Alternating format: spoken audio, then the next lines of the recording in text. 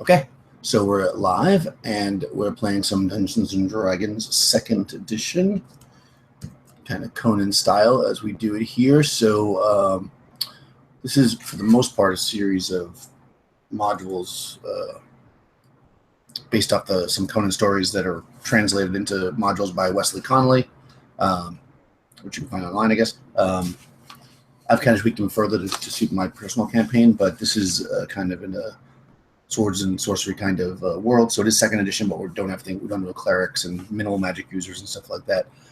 So this one starts off right where I've got it. You guys have traveled from the last location you remember where you fought the cannibals to some effect, anyways, and traveled across the desert lands, heading towards this place in kind of what will be mythic India, looking for the statue that will make it so you never age, right?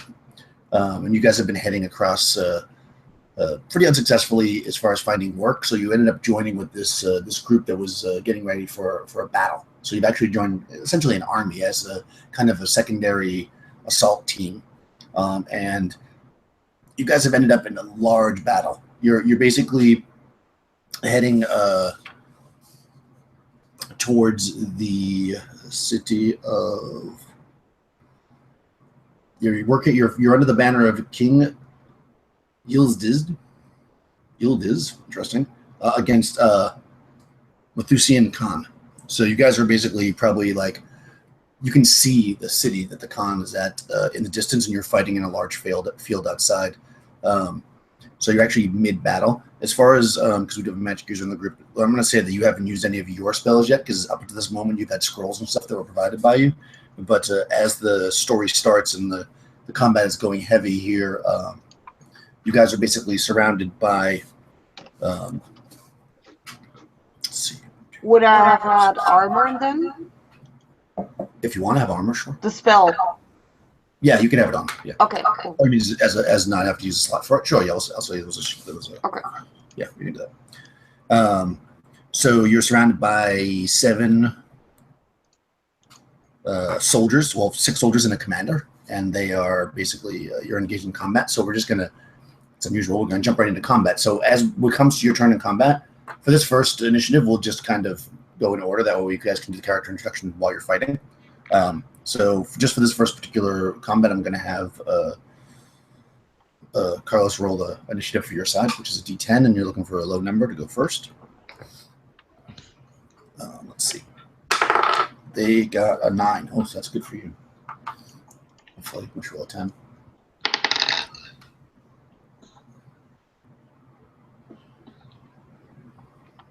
I heard a die. I got a 1. 1. Yes. It's good. All right, so you guys are going to go first. So I'm just going to start with you and introduce your character as you make your attack. You're surrounded by 7 soldiers and a commander. They have swords and shields, and they're wearing chainmail armor. All of them. No, one's wearing plate mail. And and everybody else is wearing chain. Yeah. So tell me about your character and make your attack.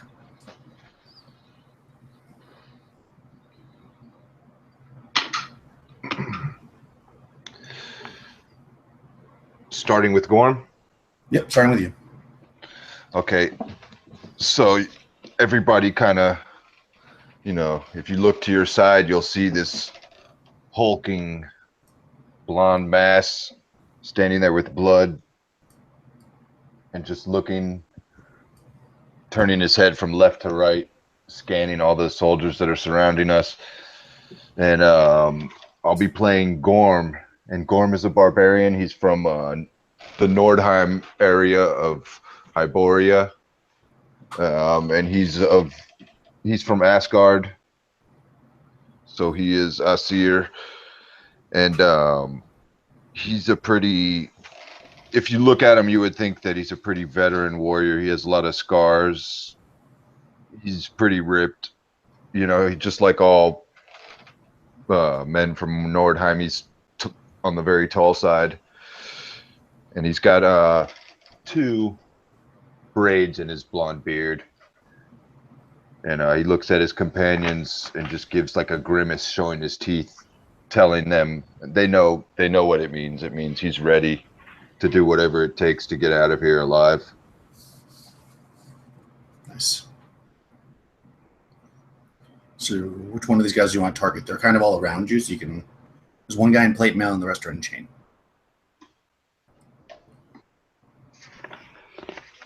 I'm going to go after one of the chain. Well, no, I'll go for the one plate mail. Okay. Yeah, that's what I'm going to do. And so Gorm's after glancing side to side, Gorm's going to tighten his grip on his battle axe, and he's going to rush this guy with the plate mail, and he's going to go for a joint either side of the shoulder or wherever he could try to get in and try to bust some of the armor and just get in with a big gash. Nice. So let me see. I got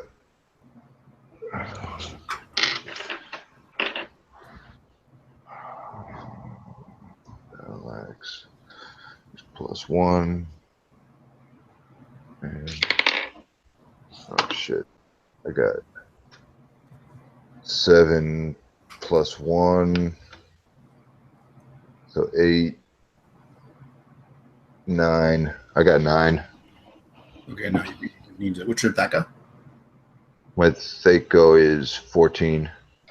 Okay, so no, you're going to need a 12 to hit. He's armor class 2 in plate mail, so Let me that see. bounces off his plate mail.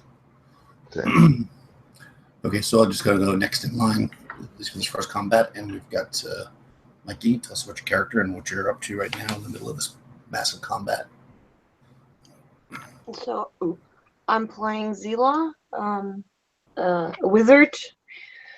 In this case, though, I picture her more like a shaman with that with her familiar on her arm, which can emerge from her tattoo if needed. And this one is called His. And did I say my name? Oh my god. Yeah, I'm Zila. So, and right now she's standing in the back of the battle, and she's waving her hands in the air and is shouting some guttural language sentence, whatever it sounds like a foreign language she's using there, and she's casting haste on the people around her.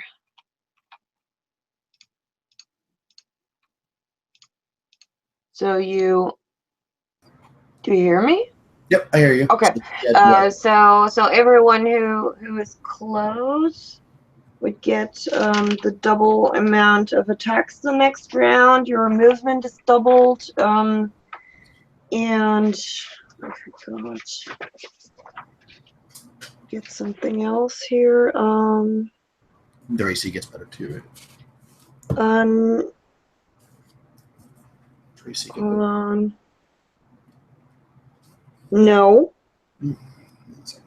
No. Only double movement, double attacks. Yeah.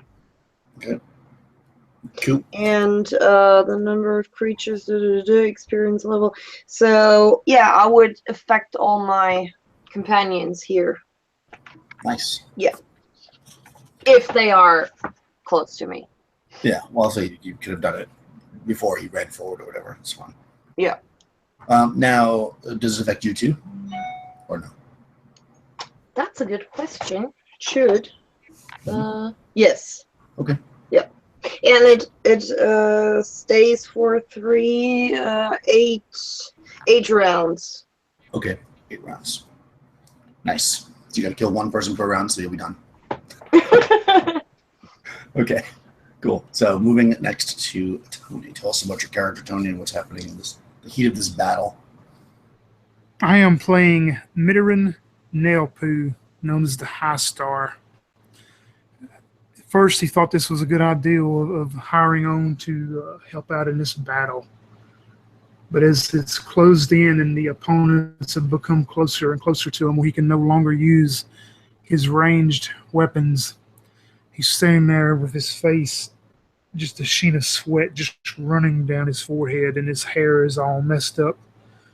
He's secured all of his ranged weapons as he's standing there holding these 2 daggers. He's breathing just a little bit heavy, not from exertion, but more from just the moment of knowing he's going to have to engage into melee with one of his opponents. And he looks towards one of them as he holds these both daggers, and he goes, "One of us will see the stars tonight." And I'm going to move in on one of the chainmail guys and use my 2 weapon deal to take a -2 and -4 of the 2 daggers. The -2 is going to hit a, let's see, let me look at my sheet, like armor class 3. Okay. Were you going after a chainmail or a plate mail guy? Chainmail. Okay. Yep, that hits. And he'll take 4 damage from the dagger. And as he maybe jerks just a little bit or moves over, as I try to come back in with the second attack with the dagger, it will completely miss him. Cool. And did I understand on that haste deal, you said we get an attack get again, is that right? Yeah, you get 2 more attacks if you want to do this. Yeah.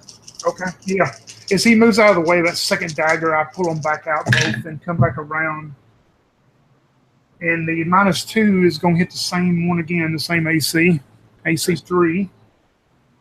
And it will do 3 points of damage this time. And this time he jerks out of the way just a little bit too much as I come around and probably almost hit myself as I rolled a natural 1. Yeah, it's actually probably because that was just enough damage to kill him. So you went to stab again, and he was actually falling on top of you probably because of the weight of it. So that soldier actually drops. You kill him. As he falls to the ground, I just, exasperation again, and go, "There's only a few more. Only a few more. We can do this." Yeah, you guys are somewhat surrounded by this group, but in more battles happening other places. But sure, there's nobody else saying directly here, so it's kind of good. And finally, to Marcus, tell us about your character and what's happening during this battle with you. Okay, so yeah, I'm playing Tham. He's a thief. He's probably walked into this battle kind of not really expecting there to be a battle here, but hoping to have robbed some people. Just kind of just getting involved, fighting for his life here, looking for his dog who's also run off. And he's wielding a quarterstaff, so I'm going to just try to bring that down on some poor guy's helmet or head. Yes. Let's see. I don't think, nope. That's a 9. Okay. What's your attack go? That shouldn't count. 18, I think. Okay. Definitely not that many. 14 hit these guys. But you get 2 attacks because you're hasted. Okay, sweet. 2 more, you said? So 15. Yeah, you get 14 hit him, so that hits. Okay. Oh yeah, right. 5 damage and so 13. So that'll miss. Cool. Perfect. Okay, 5 damage. So he stumbles, but he's still on his feet. All right, now they're going to get their attacks. So I'm just going to go like this. Do the guy on the plate first. The guy on the plate is going to attack Gorm, who engaged him. He rolls a 17. What's your AC? Your AC is 5. 5. Okay, so he strikes you with his longsword. Well, actually, I'm using a 2-handed weapon, so my AC would be 6. I'm sorry. Oh, okay. Yeah, so he hit you. If that makes a difference, I don't know. Well, no, he was going to hit you anyways. Yeah. It does 5. Okay, plus 2, 7 points of damage. Oh, he actually gets 2 attacks. He's going to attack at you again. He's the leader. So your AC is 6 now, so you got 15. That hit you as well. This time for 7 points of damage. Ooh. Yeah, he's like, this guy's a pretty badass fighter. I am here.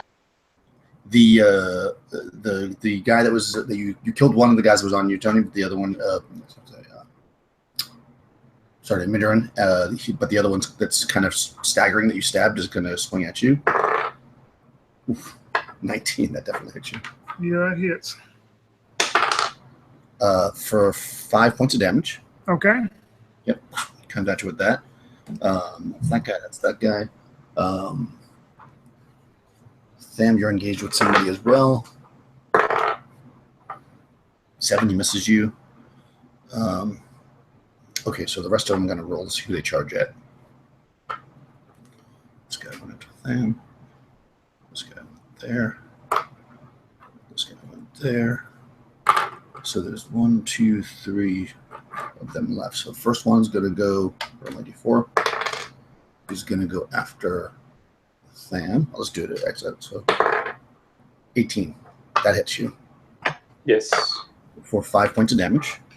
Okay. So you now have 2 guys on you. The next guy's going to go for 2, which is the next guy's going to run after the magic user.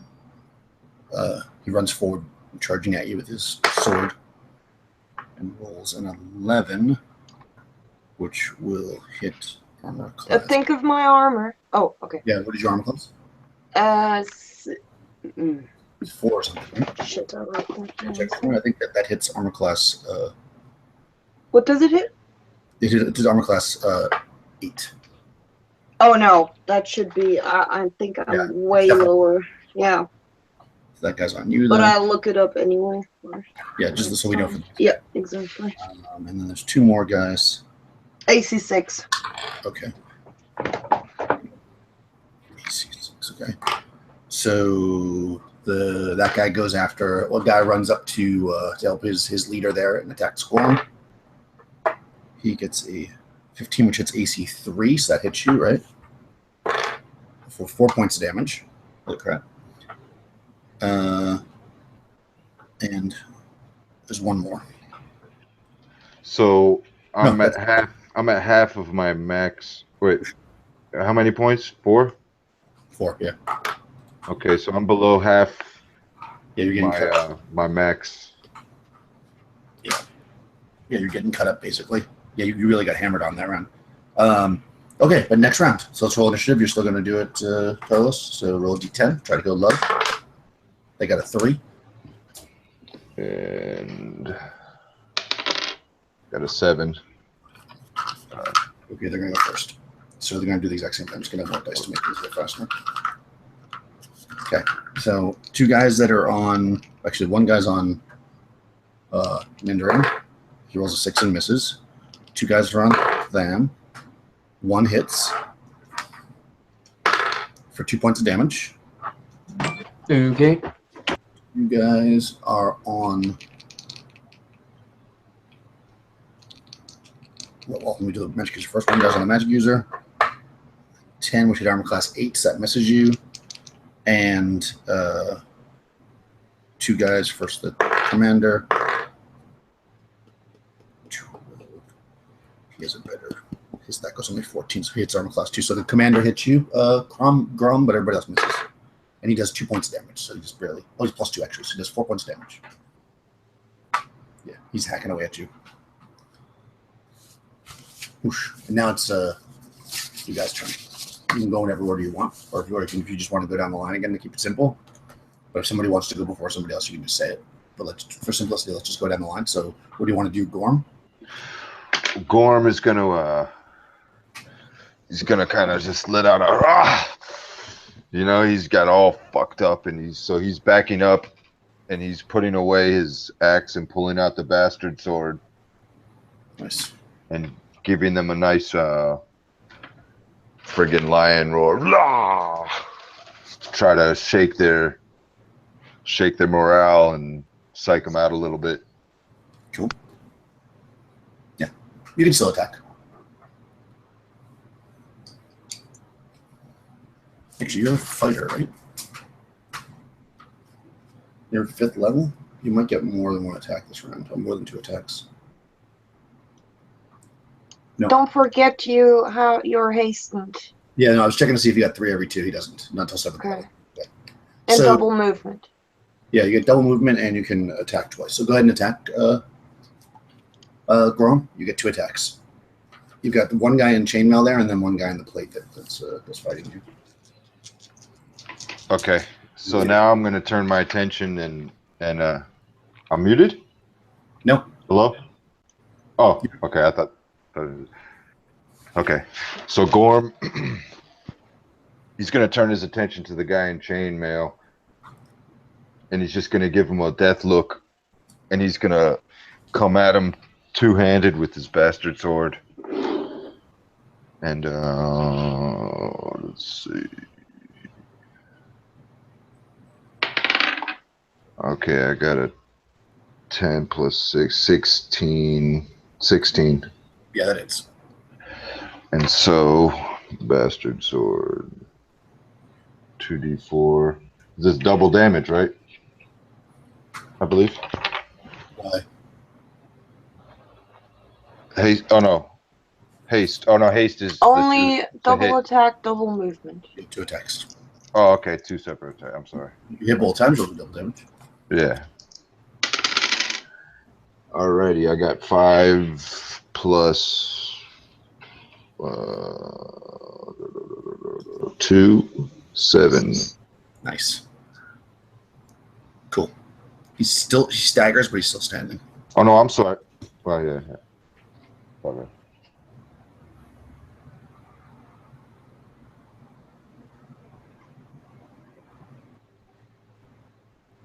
What's happening? Well, no, I left out plus 3 damage for the bastard sword two-handed, but I mean. Okay, so it's 8, so it's 9 points? Yeah. Okay, cool. Yeah, he staggers, but he's still standing. That still doesn't kill him. But you get another attack, though. Okay. So he comes back and just never takes his eyes off him, never blinks. Comes back with the bastard sword on the other side of his neck with 17 and 6 was 3, 9, 10, 11 damage. Wow, nice. Okay. Yeah, so you hack at him, you pull back, and you swing in, you hack again, and you cleave the guy, big chunk, right down. He staggers and falls back off of your bloody sword, and dies. So 2 of them up so far. Then we're back to the magic user. You've got one guy standing in front of you.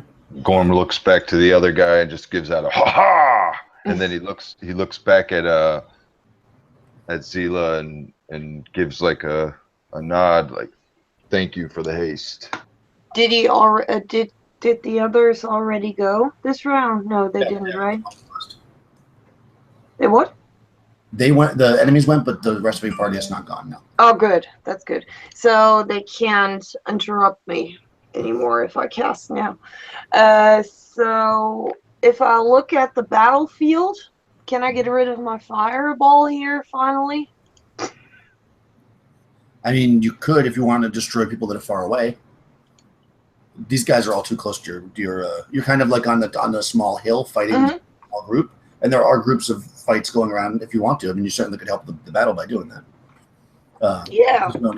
Your immediate party, but sure, it'll help with the battle.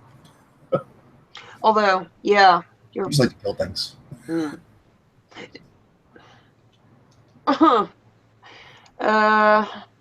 Oh well. Okay, then I go for magic missile. That's how many are those now? That's the shit with a mage, honestly. So extra 2 levels 2. Shalala. So 3. Yeah. I don't twin them. So those 3 go to the one in front of me. Okay. 5, 9. Oh, nice. 13, 14 damage. Nice. So you blast this magic missile at pretty close range to this guy, and he completely falls over, dead. The snake lifts from her arm, hisses for a moment, and then goes back into its tattoo. Nice. Try to roll under your wisdom for me. Okay.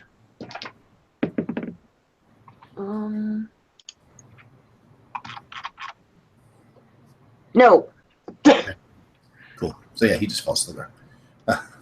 All right. I'm just, again, if you guys want to go in a different order, you can. I'm just going down the line for me to keep it easy. But Mindarin, you've got one bloody guy in front of you.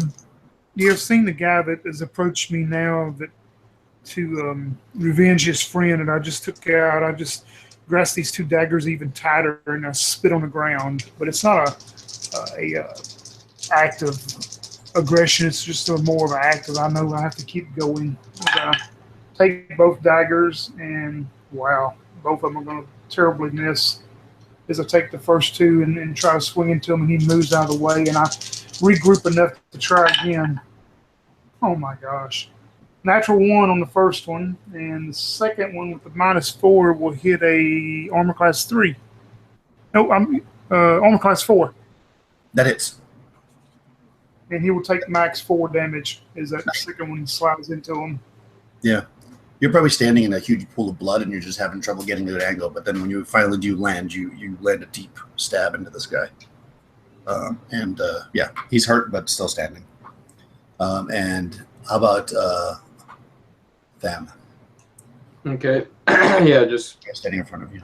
Yeah, I'm gonna whack the guy that I hit last time. Try to miss, and with the haste again, to miss again. You're swinging wildly with your staff to no avail. Yes, not much of a warrior.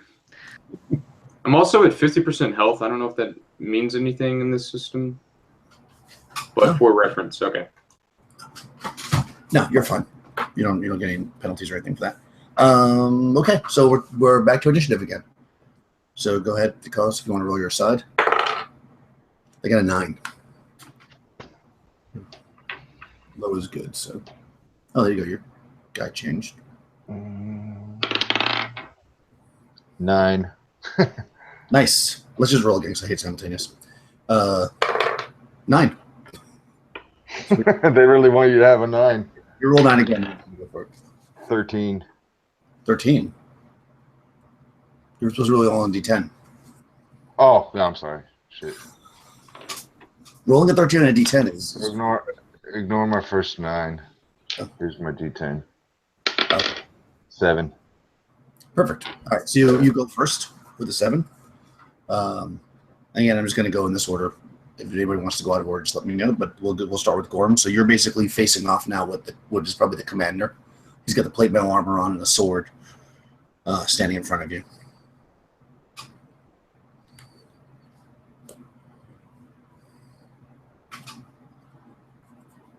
So what would you like to do? Okay. Gorm's gonna keep attacking two-handed with his bastard sword. Now he's got blood dripping from it, so it's all crimson, splats flying off it, and he's coming back for the plate mail guy.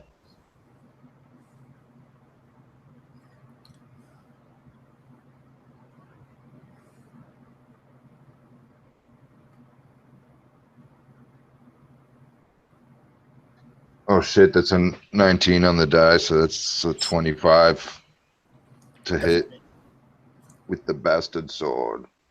And Gorm did 2 damage plus 2 is 4.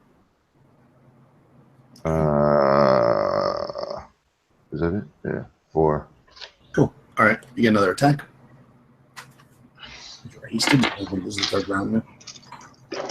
Swinging back around with trickles of blood spatting in the opposite direction. Another 19. Nice. With this time with 5 plus 2 7 plus 3. No, I'm sorry. That's 9. 7 plus 3 10. 10. That's nice. Okay. Yeah. Wow. Yeah, you leave a sizable dent, we'll say, in his plate mail. Like parts of it fall off, and you can see that he's bleeding now, pretty seriously. But you see fire in his eyes, like he's getting a rage up. And how about Zila? What would you like to do?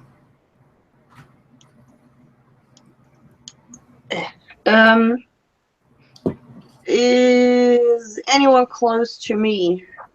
Is there anyone who looked at me who might be deciding if he wants to come for me? Well, there's 2 guys on Tham, but everybody else is singly engaged. So Okay. if anybody's going to come, it'll be one of those 2 guys. Okay, then I go for one of those and I cast a magic missile again. Okay. 4. Okay. So 12 damage. Cool. All right. So yeah, you blasted this guy. They're like surrounding your friend, and you just like reach out and blast a magic missile, and it just drops into the big pool of blood that's right there. And you can see the battle raging on. You try to roll into your wisdom again for me. Oh, wow, what am I missing here? Oh no. Mm-mm. Now I'm rolling high. Of course, that's always the way. So, Midran, you've got this guy in front of you that you stabbed once already. Yeah, and I'm just going to keep going straight at him, same old. Let's see, the first one is going to be a miss, I know. The second one with the -4 is going to actually hit. I rolled a 19, so it's going to hit like armor class 2. Nice. That hits.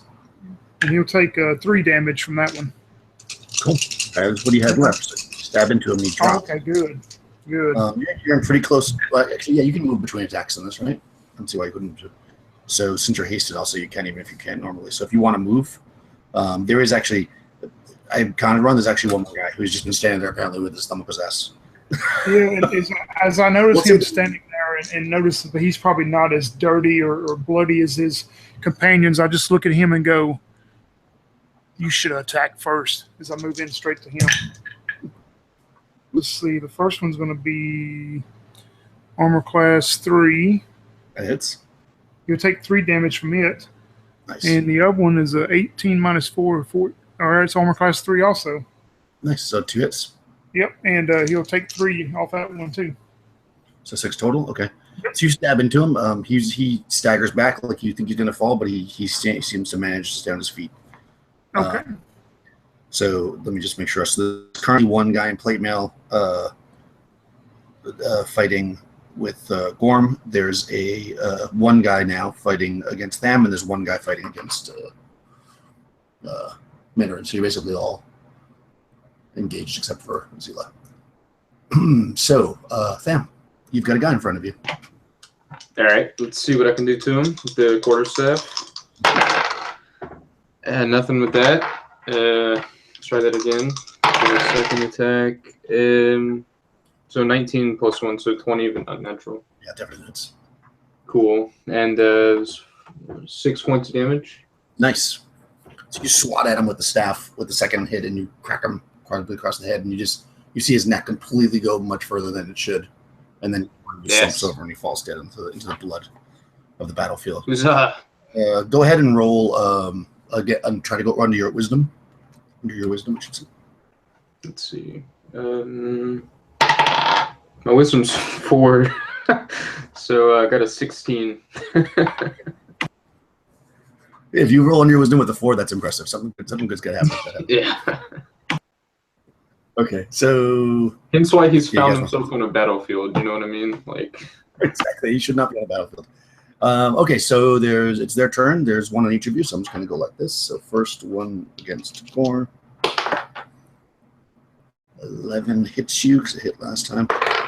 3 misses on. Yep, and then 1. Okay, so Gorm, you get hit one more time by the commander. It does 5 points of damage. Whoosh. And then we're back to initiative. So go ahead and give me another initiative die, D10. Trying to roll low. I got another 9. That's the weirdest thing. What's the chance of that happening? That's funny. I got a 5. Cool. You guys go first. So 3 of you are engaged. You're engaged with the guy in plate mail. He's bleeding heavily when his armor is damaged. You can see kind of like an open area. So you can see he's actually cut and he's bleeding heavy.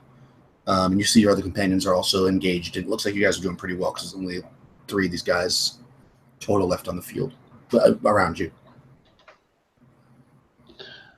Okay. So what kind of helmet or cap is this plate mail soldier wearing? He's Or got is like it- he's got like a just like a bucket helmet with like the little thing on his nose. Okay. He's not like a So- knight. He's heavy helmet on. Gorm is gonna he's gonna grit his teeth. Blood's gonna start coming out from his gums as he goes, and he's just kind of gonna give a disemboweling thrust, trying to hit that spot where he sees the bleeding flesh. So let's just see. Okay, that is 19 to hit. That is for sure. And 5 on the damage, plus 3, 2, plus another 5, so 10 damage. 10 damage. Okay. Yeah, you do exactly that. You basically disembowel him. That opening was in the plate. You ran your bastard sword up through it. And he kind of stares at you for a minute with lifeless eyes as he then falls over onto the ground. Try to roll under your wisdom. Oh, wow. 8 under 11. Cool. Nice. Okay. So you see, coming from the northwest, kind of near where there was a mountain range you could see before. At first, you think it might be clouds, like dark clouds, but then you see that it's kind of moving faster, and you can see it's actually separating into smaller, and by small I mean maybe the size of like an elephant, winged creatures that seem to be made out of mist, dark mist, and they're coming towards the battlefield. But they're a bit off, but they're heading in your direction. Like they'll probably be there within the next like 2 minutes. I'm going to turn to the closest companion, and Gorm's going to yell, "By Ymir! Look to the skies, friends!" Cool. And I guess technically you can make another attack. So if you want to move and attack, you got 2 guys on your friends if you want to try to help them. Or if you want to do something else, you can obviously as well. No, yeah, he's definitely going to, I mean, let me see one thing real quick before I say anything else. Yeah. Gorm's going to go, he's going to go for the nearest chainmail armor soldier. Okay. So that'll be the one that's on them. All right.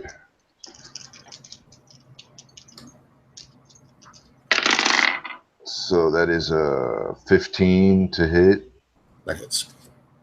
with 4 damage plus 5, so 9 damage. Definitely kills him. So you come up behind this guy, and oh no, then killed this guy. So actually, it was the guy that's on. So it's only one guy left. He's on Midrin? Kill that guy then.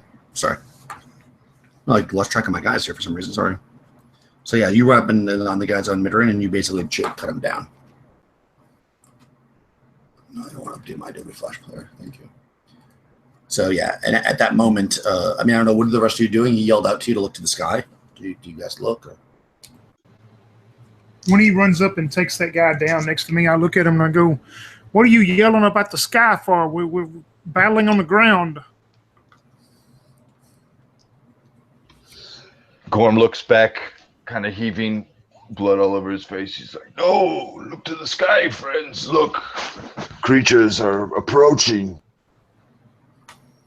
And I wipe the sweat off of my forehead and my brow as I look up at the sky and see, I guess, what he saw.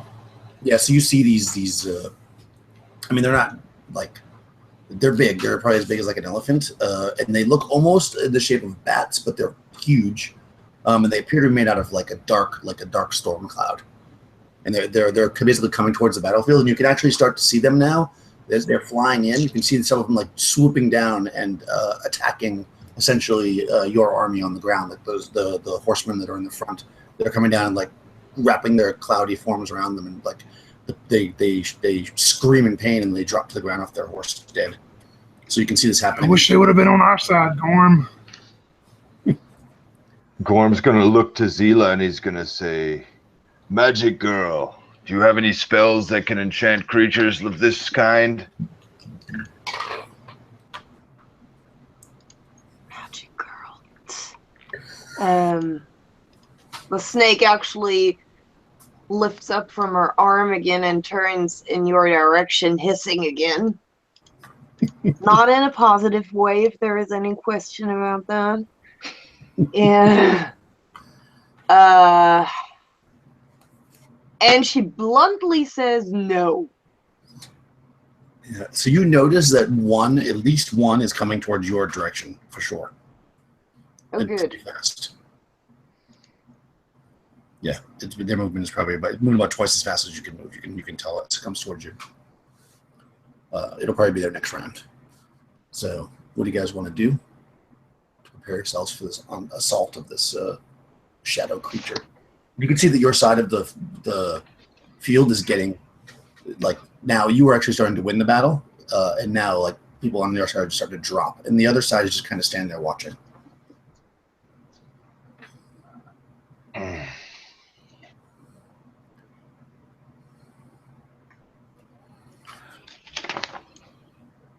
Whose turn is it? Hmm? Whose turn is it? Is it a new round? Yeah, you guys can do what you want. I mean, it's going to take time for them to get here. You can get the jump on it if you want to prepare something before it gets there. It's flying towards you, basically. How big is it? Oh, sorry. How far away did you say it was, Daniel? It's about 350 feet away, and it's heading towards you. Oh man! I cast fireball. Yes. But it's two left, right? One swoop down to attack soldiers. No, there's hundreds of these things. Only one is. Oh shit! Yeah, they're all over the field.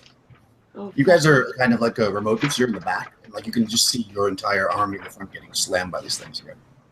There's only one. Wait, just wait. I'm not prepared. Shit, I didn't expect that I could let it go here. Gorm is gonna pull out his grappling hook and he's gonna look around and give a glance to some of his companions. Like, you think I might be able to latch on to this thing? Yeah, that's a good idea. See if you can fly one of them. Mount it like a dragon. You lot are crazy. What have I walked into? I say as I'm kind of bleeding out. I'm not looking too good, actually. I'm just going to prepare my sling and wait for it to get within range. Yeah, I have to wait as well for a little because I can cast it when it's 60 yards away. Okay, so, yeah, you can get it when it's that far away. That's fine. Is there anything? Do you want me to roll already, or Yeah, it's not going to be able to do anything because it's coming towards you. You'll definitely get the jump on it. But Tony, you realize that you're out of sling stones or something. So you reach down on the ground to find something, and you see a small, almost like an amulet. It's about the size of like a mussel, like a shellfish mussel, and it's got some strange runes on it. It looks like it was maybe on a necklace of somebody, but now it's laying on the ground right there. Yeah, I reach down and I pick it up, and as I look at it and know that I know nothing about this, I yell, Zila, I know you're trying to get your mind prepared, but take a look at this, and I'll take it over to her. Yeah. You can do that. Do you want to take the round to look at it before the thing gets here, or do you want to shoot the fireball anyways first? I think he would throw it before, right? Yeah, but you can take a look at it, or you can cast a spell. I mean, you can catch it and then cast a spell, or you can take. Yeah, okay, then I catch it. Yeah, but you'll have to do a check, which I guess takes a round, right? So okay, if you want to do that to check it before the shoot, you can do that. I mean, it would take a round anyway, right? I mean, because it has to get into 60 yards of me. Yes, its movement is half that, so it'll be there. Yeah, okay. Yeah. Okay. So what do I do now? Yeah, you can shoot the fireball if you want. Oh yeah. If you don't shoot the fireball first, I didn't get it. Okay. Sorry. 11, 14, and 19. That's not so great. Oh, cool. Gets a save, right? Oh, failed. 19. Good. Cool. All right. So you shoot this thing, and this fireball shoots up in the air over the battlefield and just like hits this shadowy form, and it explodes. And for a second, like you're looking, it's really bright, and you don't really even see it. It's gone. But then you can see it's slowly starting to form together. But it looks like it's much smaller now. So it definitely did some damage to it. It made it like reduced its size, but it's still alive. And now it's heading towards you. On this round, it's going to move. So let's roll initiative because it's going to move this round. We'll see like how things order to go. So let's Mikey, you can do initiative for your side this round. Mm-hmm. I guess it's still the same combat though, actually. So go ahead and keep doing it, Carlos. Oh, okay. Yeah, sorry, I was going to switch it. It's actually the same combat. This time I got a 9. Ah, okay, got an 8. So it's actually going to move. That's all. It's going to be able to take its whole turn just to move. Because it's going to take all of its movement just to get to you. So I think it won't be able to attack this round. So basically, it flies towards you and like is right in your space, like it's right at the group of you as the round ends. So you can actually attack it if you want, or whatever. Yeah, because you can only move a third of your movement in an attack, I think, right? So it took its full movement, so it can't attack. So if you guys want to attack, again, I guess I'll just go in order. Do you want to attack it, Gorm, or do you want to run, or what do you want to do? Whoa.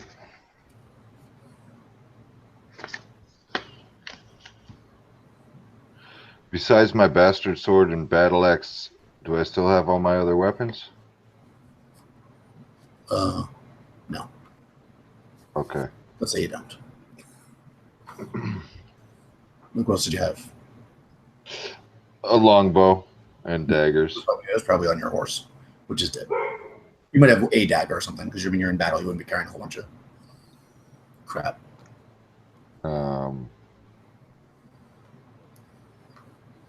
It's close enough that you can attack it with a melee weapon, though. It moved up on you guys. If you want to do that. You don't have to, obviously, but you can attack it if you want. It's coming right for us. Yeah, it's like in the middle. Shit. Okay. Okay. What do you guys think? All right. So while you're having a conversation, what do you want to do, Midrin? He's talking to you while this bat thing just landed in the middle of you all. Yeah, as I realize that I have run out of sling stones and bullets, and throwing that coin over to Zila, I'm hoping that she can have time to read it and maybe gather something from it as I'm reaching it, and I can't find any bolts for my hand crossbow either, so I'm just standing there holding my 2 daggers straight up as I stand there and don't do anything at this point. Okay. How about Ben? What's your plan here? If this thing kind of landed in the group of you.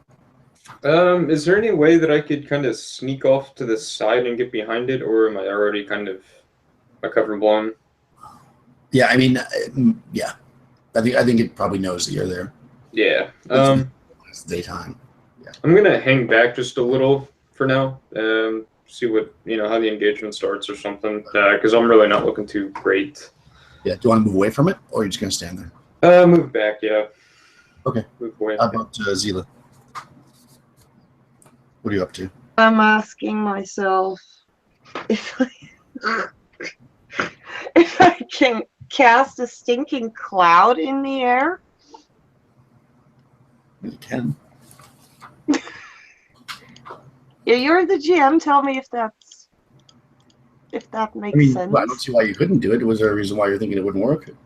Yeah, because it's not on the ground, Yeah. When Sting Cloud is cast, it creates a blowing massive message up to 30 yards away from any creature. Do you have a cheat sheet? I'm in the book.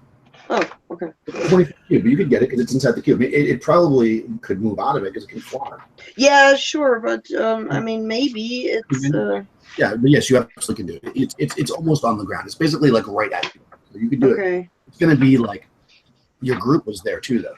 So everybody's going to be inside of it except for you. I wanted to cast it a little bit above it. That's the goal here. Oh, I see. Oh, yeah, you can do that. So It will. if everything works fine, it maybe just falls and gets some fall damage, and it's a little bit out of its mind, Where is it? No, god damn it. Cool. Oh, that's the last time I spell. I play a caster. So, did a 1 round per level, and yeah.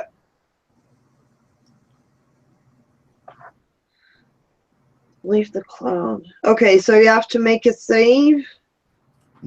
Spell save, and if you succeed, you can leave the cloud. If not, then reeling and unable to attack. Tra-la-la. Right. Oh, but save against poison, by the way. It's poison. Yeah. It is a poison gas. Which... Okay, so you cast it. It doesn't seem to do anything because this thing doesn't need to breathe at all. Oh fuck! It's basically it's made out of mist and shadow, so I'm gonna say it doesn't need to breathe. But you can do that, and then the cloud starts to drop, so people are gonna have to start running. Cool. All right. So, seeing that you attacked it, it's going to attack you. It kind of moves through the stink, kind of flapping its wings, and actually the cloud starts to dissipate because wind dissipates it, right? And it's going to make an attack on you. It comes on you and actually starts to wrap its wings around you, and then all of a sudden you feel. Well, actually, yeah, you feel it. That thing that Mindarin threw to you. You feel it get really, really warm in your hand, and the bat takes off. It runs.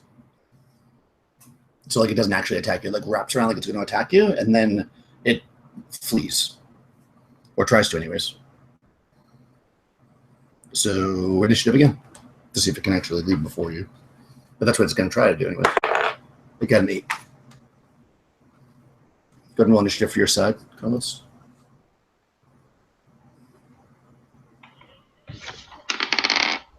Two. So you guys go first. All right.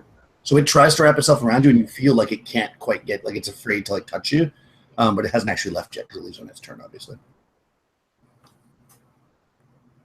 So what do people want to do? There's a stinking cloud falling from there right now.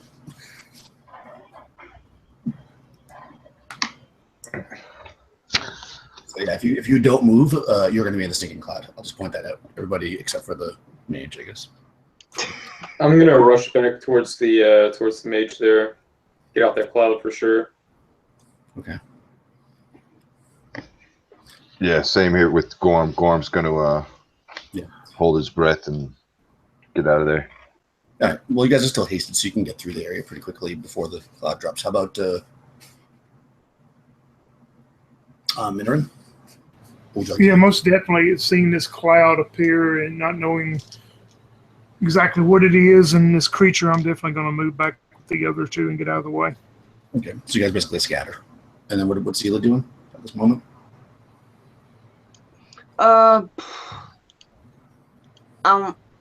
Nothing, I think. Hold on. Yeah, no, I back up a little bit as well. Okay.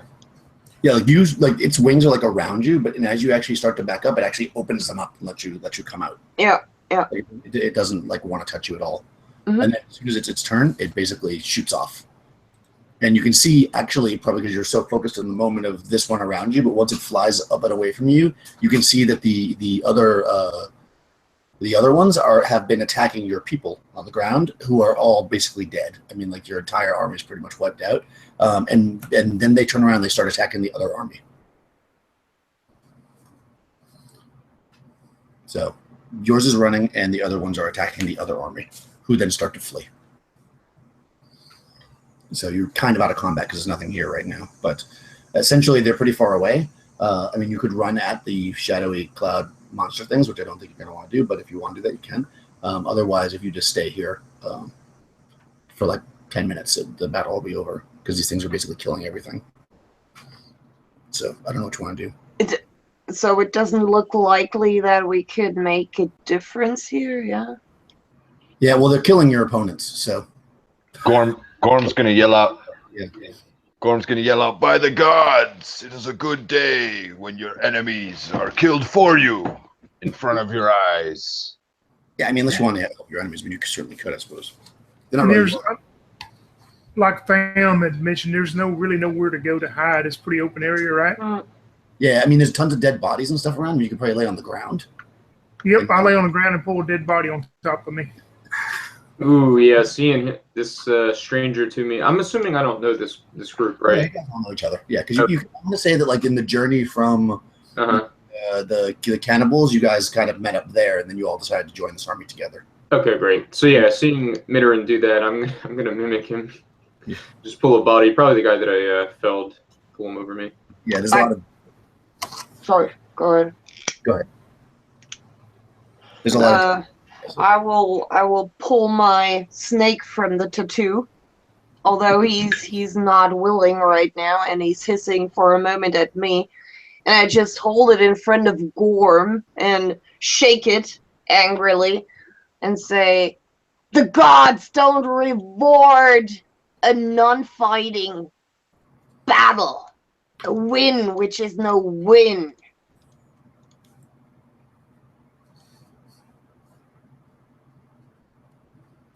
Saying more or less we didn't kill them. Yeah. Okay. Field of Blood. Okay, so the sun's setting. As you're kind of, I guess are you all like laying under the bodies, or what are the other two doing? Are you just standing there like badasses on the hill?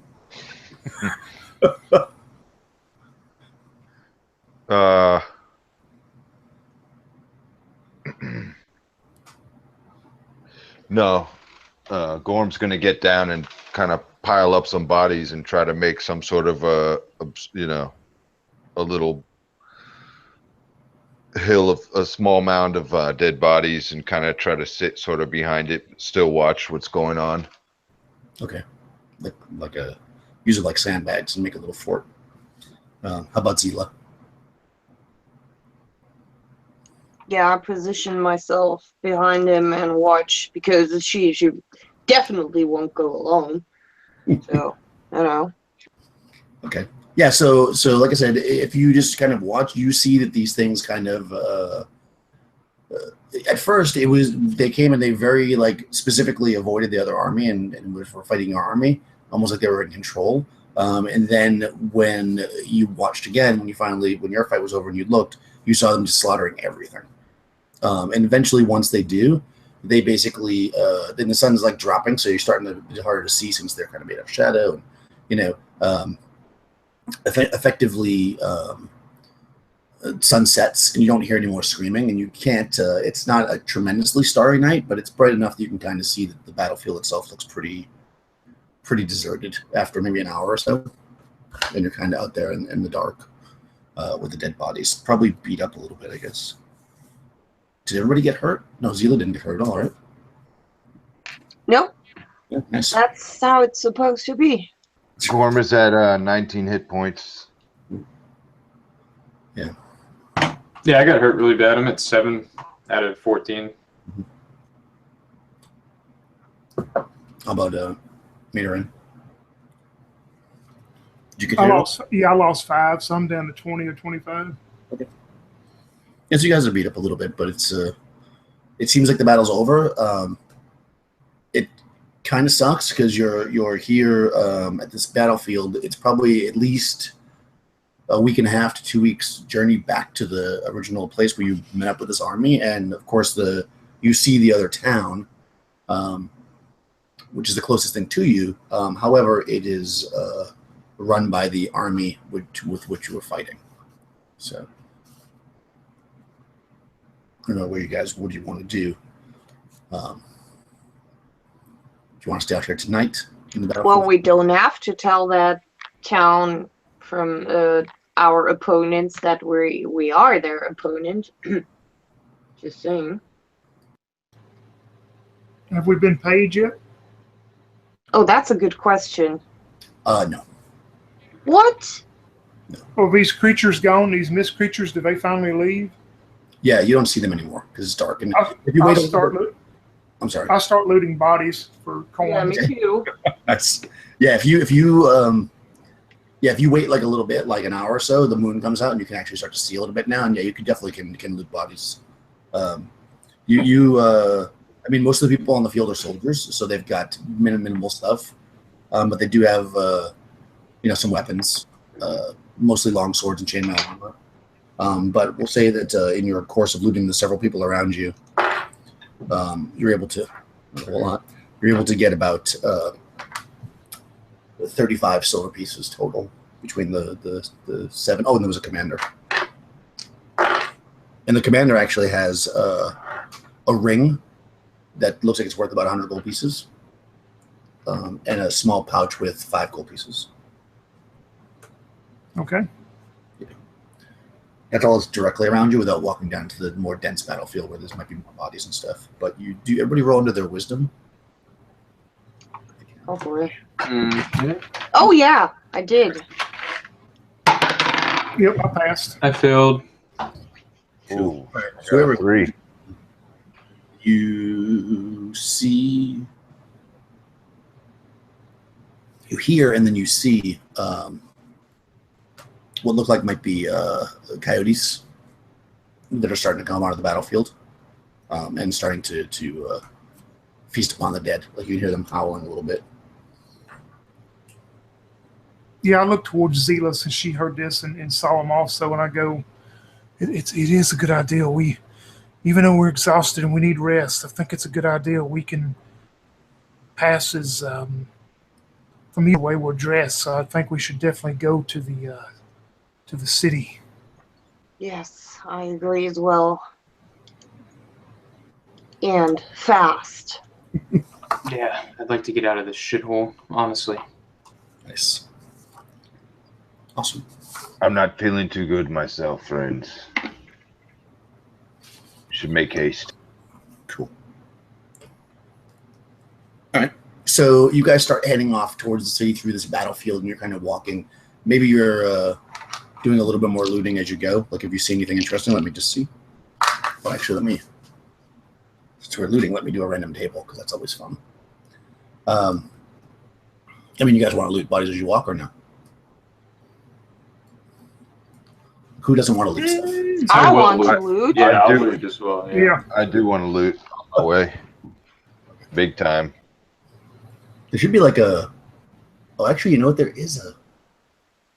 I don't know where it is now. I need to get it. I actually have one that's called I Loot the Corpse. Let me see if I can find it really quickly.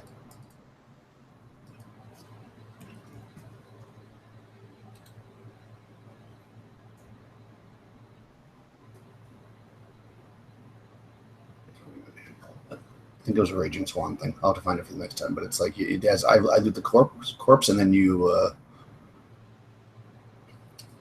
depending on what kind of corpse it is. Let's see if I have it really quickly. Let's see what else you get. Otherwise, I'll just roll on the ability tables.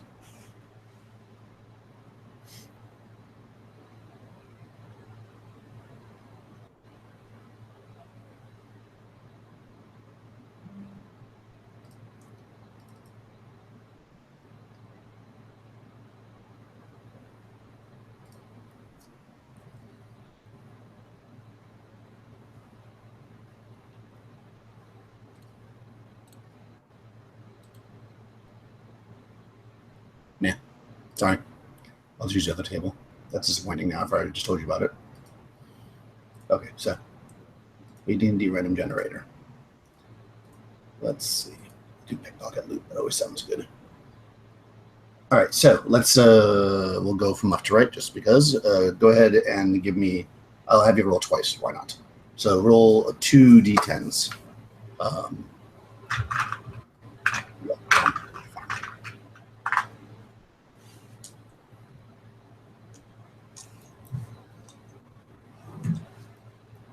Is that my roll? Yep. I got it. On the first one, I got a 10. The second one, I got a 3. Cool. So the 3 is... Oh, this is pretty good. 7 gold pieces. Cat. And a cat. Always at the best time. That cat, so good. So 7 gold pieces, 98 silver pieces, Wow. and some links of Yeah. sausage, dried sausage. All right. And the second one was a 10. 49 silver pieces. Pretty good. Okay, so we'll roll another one. Let's see. Zila, are you looting a body? Yeah, of course. Bodies. I mean, this is probably the course of several bodies, obviously. A 1 and a 3. Nice. The one is 7 gold pieces, 94 silver. That's also pretty good. Uh-huh. And the 3 is 2 silver pieces, 28 copper pieces, and a wooden comb. 28. Yeah, thanks. Okay, how about Midrin?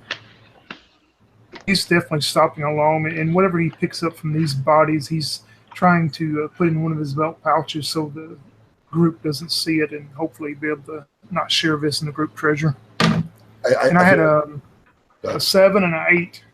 I'm going to give you 3 rolls because you're a thief. I feel like thieves should get extra rolls. Okay, a 7, an 8, and another 8. Oh, nice. Okay, well, we roll the 8 because we can't put something there.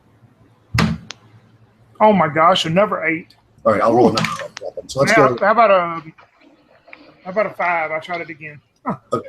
All right, so 10 silver pieces, 67 copper pieces, a corked bottle that is empty, a box of 10 candles, Hey. and salted fish, like a ration of salted fish, and a silver key, Okay. which maybe is true something, or it might just be a value because it's now silver. It's probably worth a few gold pieces if you just were to sell it. And finally, Tham, let's see what you found. If you're in your looting, you can do 3 as well because you're a thief. Okay, so the first 2 I had rolled before is a 6 and a 4, and the third one's a 7. Okay. 27 copper pieces, Uh-huh. a blue sapphire, Ooh. worth 1,000 gold pieces. Oh, hell yes. Nice. What was the last one? A 7? That one, yes. Wow, you did potion of healing. Oh, if it's labeled, I'm Oh, gonna you should drink not. that right off the bat. And yeah. I mean, it's, this is coincidence, not really. I mean, it's magic, so it's potion of healing. They're pretty rare, so it's actually valuable. But if you want to drink it, you can. Well, And being that the sapphire, I would probably assume that it's valuable, so I'm gonna stick it up my sleeve. Yeah. But the potion of healing, I'm going to chug. All right. That might be the only time you ever find a potion of healing. You'll only get it in a random chart. I don't know. God damn it. Maybe I won't chug it. Shit, this is intense. No, I'm not. I'm just saying because I don't have a lot of magic stuff like that. I like magic swords, but Yes. I think a potion is D8, right? D8 plus 1. I think so. I don't. I can check. Let me see. Yeah, I just didn't know if it was because she's the master. Luffy, you're the professional at 2E AD&D. Yeah. Let's see, potions. All right, so healing. Oh, 2d4 plus 2. That's really good. Nice. Okay. Sweet. All right. Let's see what I get. You're gonna kill. Damn. It's a 7 points, so that actually brings me back up to 14. Nice. Nice. Yep. And then I just toss the bottle. Probably shatters somewhere. Yeah. You're like, oh, it's thirsty. Wow, that was some gross wine. Don't know if you saw that. Yeah, it is dark, so maybe people didn't know what it was. So as you're doing that, you guys are walking forward, and Zila, you guys are kind of walking through some reeds as you're coming into the meadow area, and you hear a quavering moan. Oh, what kind of moan? All right, I'll do it for you. Oh, God. Like that. But it's a female voice. Impressive. I only do that for you. I don't do voices. Okay. Who's walking next to me? I don't know who's walking next to you. Let's see. We'll roll random. Volunteers. I'll roll randomly since somebody said. It's going to be Minorin at this moment. Okay, I poke him lightly, not hard, and I say, "Have a look." He's As sitting if here, she's the boss. He's sitting here twirling the silver key that he found, and he's have a look. What are we looking for? More treasure? Possibly. I'm more interested in where that sound is coming from, but if you can get some silver from it, why not, right? And I'm taking it, Daniel. We have not heard the sound, right? Just her. That's right. You didn't hear it. I mean, if you take a moment to listen, you'll hear it. It's not super quiet. She just happened to notice it during the walk. And I would Yeah. point it out then, of course. Yeah. Well, when she says that, I take the silver key and immediately put it into a pocket as I pull out my 2 daggers and which way? Show me which way. We'll find out where it's coming from. His comes from her shoulder out of the tattoo again and points with his head into the direction. Yeah, it's kind of like off to your left. You see, because you're kind of walking, you can see there's like a reedy area that's going into like a meadow and like some wetlands. It seems like it's coming from that direction. And as I start that way, I look towards Tham and let out a little whistle that maybe no one else would hear or know, but he would know that it's something that would alert him as being a fellow thief that he would know to follow as we sneak up on this. Okay. Yeah. So you want to circle around or something? Yeah, and I'll give him like a return whistle, acknowledging that, I'll sneak with him. Cool. All right. So I'll read the little thing because it's cool. You got to read box text once in a while because it's so exciting. You part the straggling reeds that grow in shaggy clumps along the banks of a slow river and glare down at a pale figure which writhes feebly at your feet. It's a girl. She lays there, half naked, her white limbs cut and bruised. Blood is clotting in the foaming curls of her long black hair, like a chain of rubies. So yeah, you see this girl. She's basically like half conscious, and she's got a big cut on her head and bleeding, and she is beat up and bruised. I mean, she definitely doesn't look like a warrior at all. She's just got like a little like, A young adult. She's not a child, right? That's right. She's like a teenager, like a late teenager. Right. Yeah, I move towards her, and I don't know if Tham has seen her yet, but as I move towards her, I sheath both daggers and I yell out towards Zila and I go, "You will be needed. Please come." I move over, but not too fast. And I'll look at the girl and I immediately sense competition. Mm-hmm. And I raise my chin. Do you want to take her with us? Tham nods vigorously. So you stand looking down at her, noting almost absently the lithe beauty of her limbs, and the round, lush, young breasts. Zila, God, no, we can't have that. you're puzzled. What is a girl Oh, like this she's under 13. child doing in a battlefield? Yeah, she doesn't look like a trollop or a soldier. So she doesn't look like she should be here, basically. What's a trollop? Like a Gorm, prostitute. Gorm's gonna step over and say, "Are you okay, woman?" So she kind of she blinks a little bit and opens her eyes. She's coming to a little bit, and she says, "What? I must find Zila." I raise one single eyebrow. And what would you tell her? I need to find her and bring her to the city. I am Hildico. I serve in the house of Atalis the Farseeing. Does that tell me anything? No, you've never heard of him. She says, my master sent me in secret to move among the warriors and seek you out and bring you through a private way to his house. And what for? I am but a slave girl. He did not tell me. But he can offer you sanctuary and food and healing for your wounds. And she looks at the other. I'm not wounded. Well, she looks at the rest of them. I look to the others a little bit skeptically, and I realize, well, the decision has already been made, not because of the wounds, but because of what she represents there. Yeah. And I sigh, well, then you have found her. Are you able to walk? I think so. She kind of Good. tries to get up.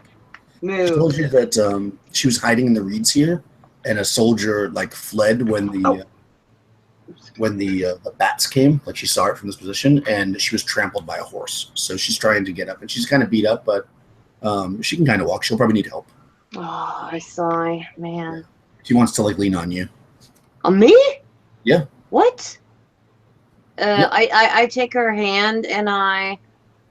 Who looks the most frog-eyed right now on her? I'm looking frog-eyed at you, Zelos. I'm thinking you have friends in the city, evidently.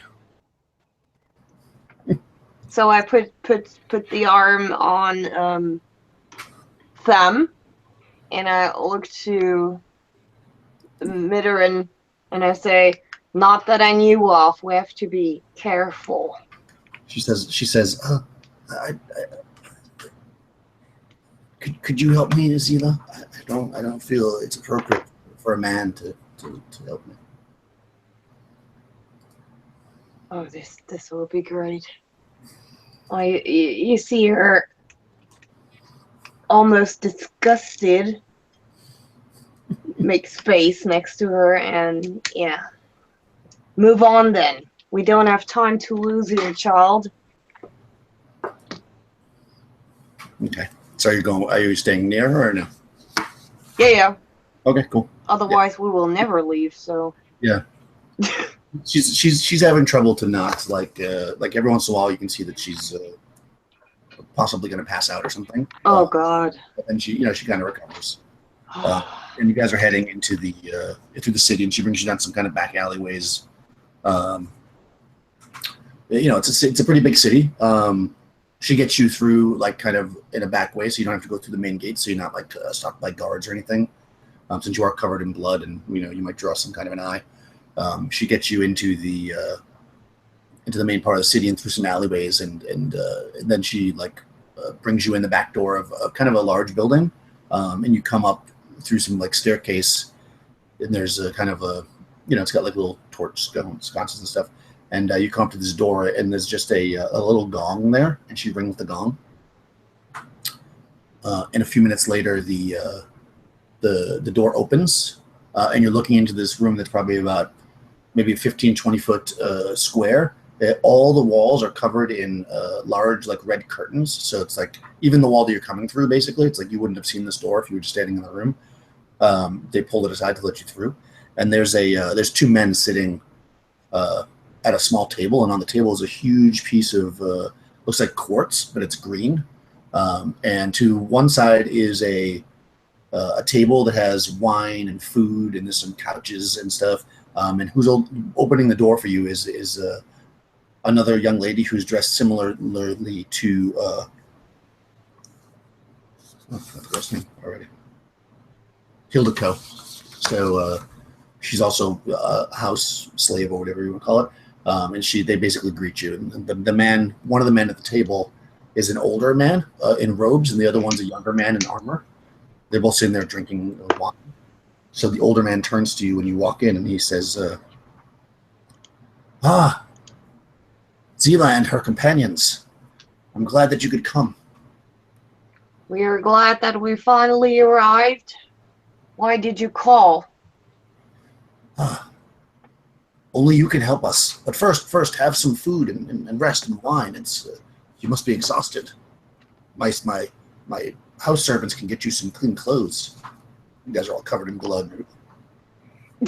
I take a seat in one of the chairs, but I don't touch anything, and I wait for some clothing and such. And Okay. would change, of course. Yeah, they bring in like a large basin with some sponges, and they bring some clothes, and then they actually they actually two like slave girls like hold up a giant curtain so you can change behind it if you want.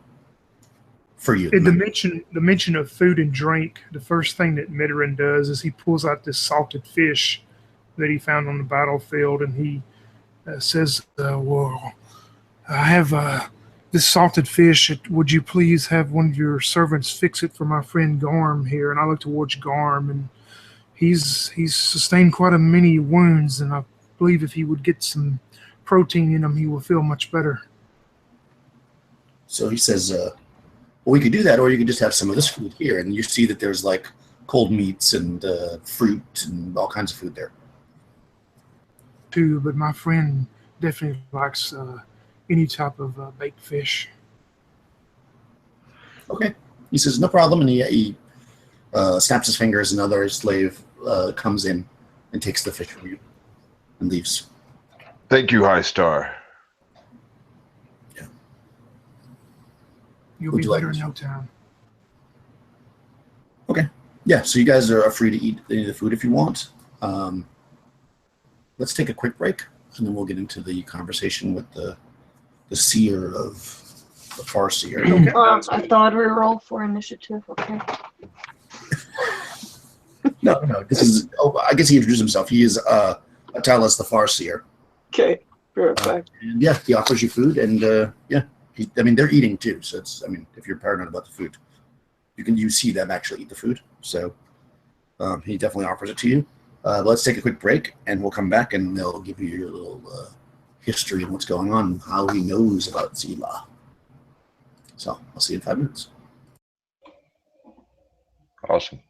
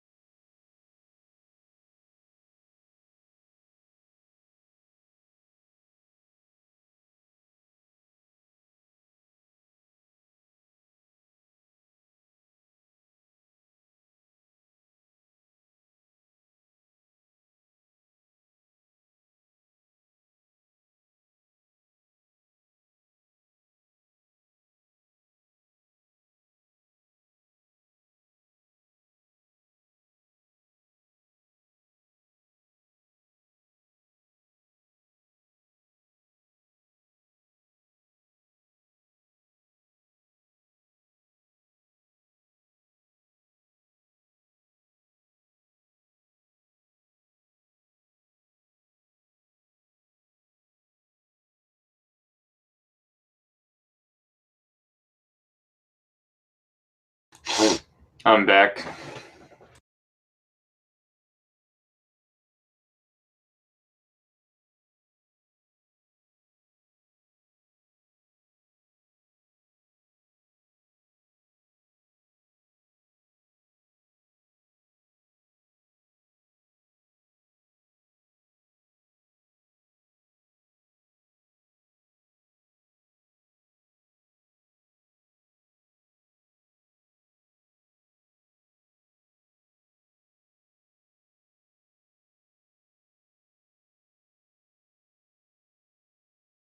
I'm back.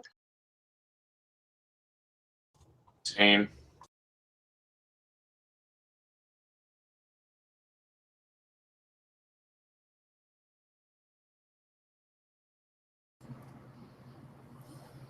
Cool.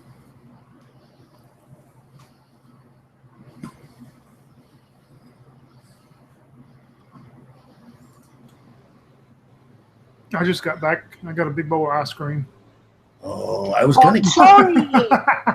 God damn I was it! considering that as well. I got so much ice cream in the fridge. Oh, I hate you so much. Cooking a pizza instead.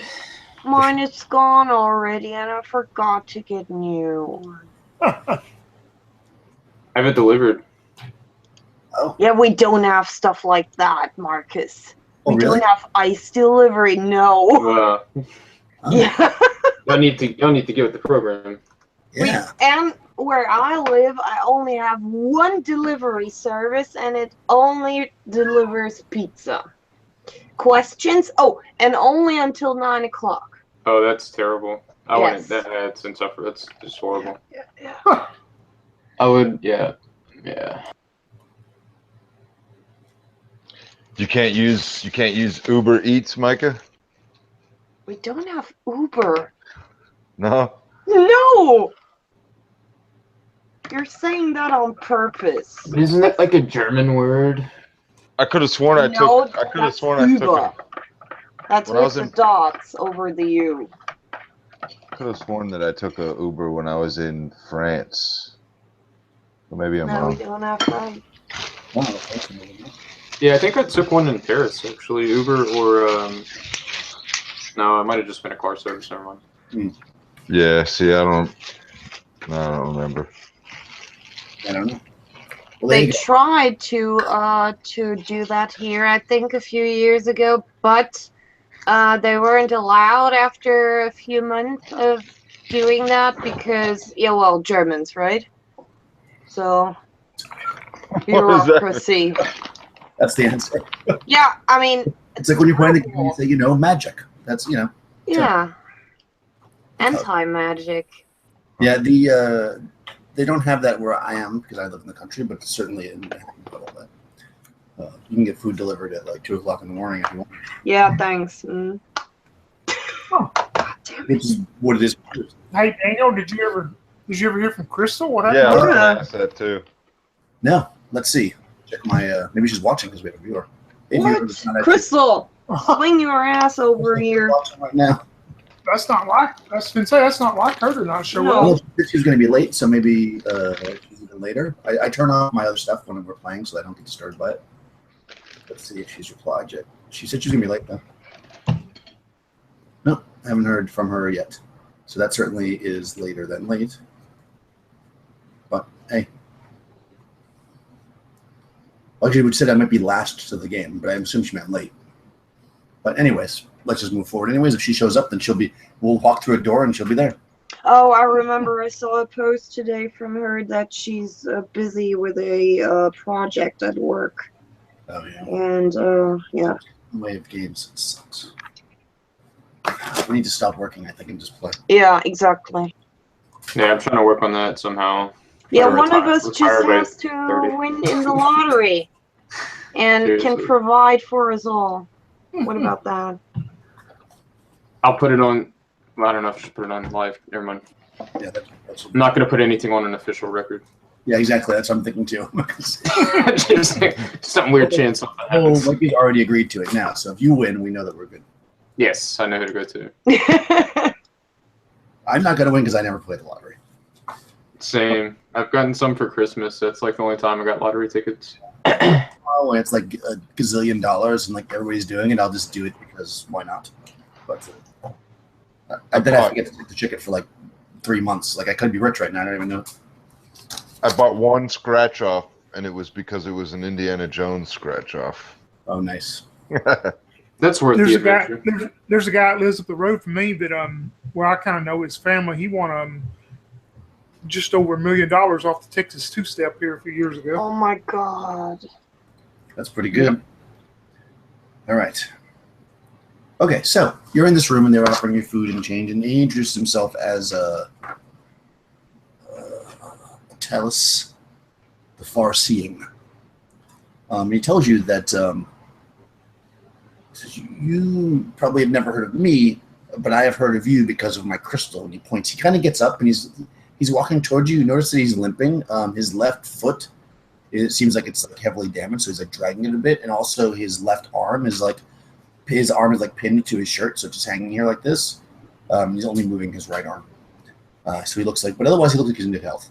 And he comes up to you and he says, "I'm not a wizard like you, more of a philosopher, and I study the world and people through my magical seeing stone here." I understand. You're the one. You belong to those who prefer to talk. That's right. This here is Prince Than, the last of his line, and you see the soldier. He's kind of like in his mid-30s, pretty good-looking guy, in good shape. He's sitting there. Right now, when he first came in, he was kind of looked and he greeted you and everything, but now he's just kind of staring straight forward. And he says to you,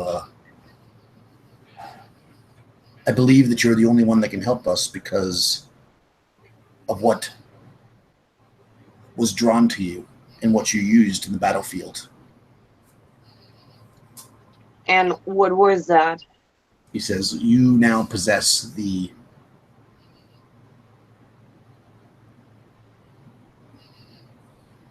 names of things. I swear right now. I raise my eyebrows again. You now possess the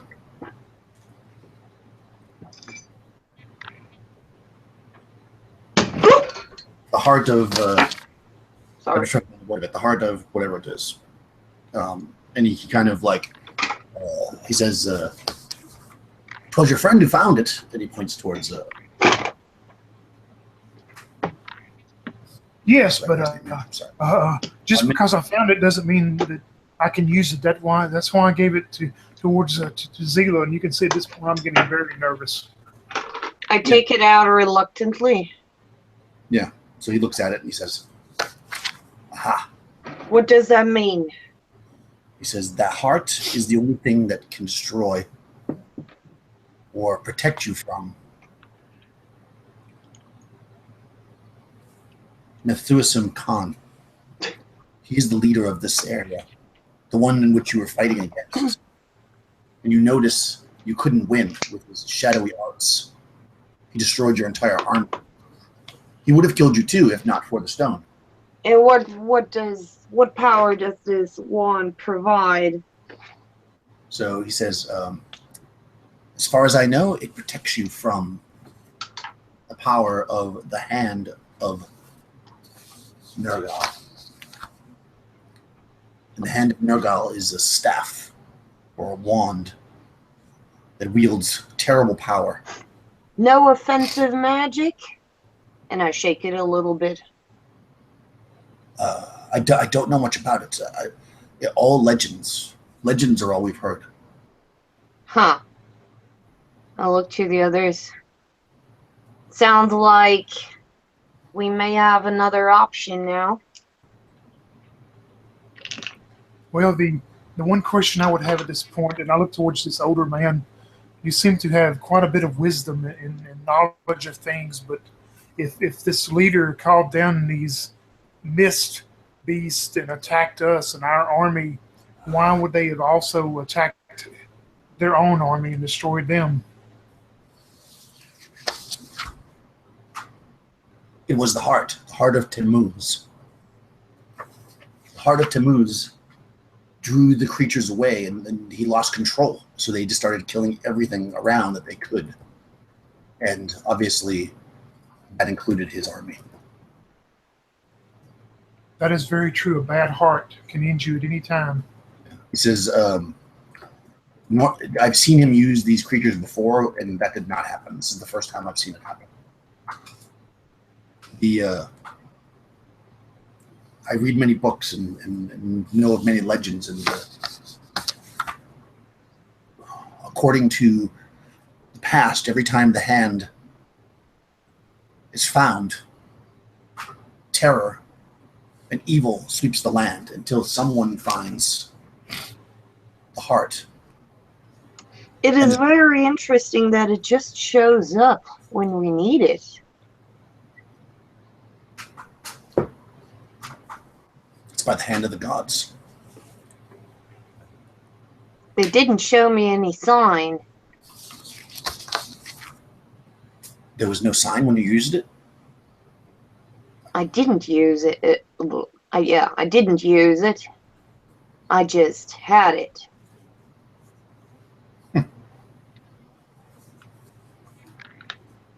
At this point, the guy that's at the table, kind of shakes his head, he snaps out of it, and he looks over, and he feels like he's just now realizing that you're here. He says, "Did you tell them the story, Atalis? Did you tell them?" He's like, "Yes. Told them. The hand that was last seen 1,000 years ago, and was lost in a great storm at sea. But we fear that Munthassem Knan may have bought it off a caravan who passed through here, as they often do. He has a large collection of artifacts and magical items. And ever since he's had it, for the last 6 months, he's gotten more and more out of touch with reality. He's ordered wizards and anyone who could stand against him slaughtered in the night. Nobody leaves their houses at night here for fear of his creatures. And you are prophesied to destroy him." This sounds like an opportunity to please the gods. What do you say? Yes. I couldn't care about the gods myself, but I suppose so. By Amir, I can crush his skull. Yes. This may be the time to do it as well. After he controls his creatures, he's in a stupor, because he must take the smoke of the lotus to put him in a trance to do it. He should be in the trance for another few hours. Hildico can lead you through the secret passageways into his building, where you can slay him as he sleeps. You should be able to get close enough since you have the heart.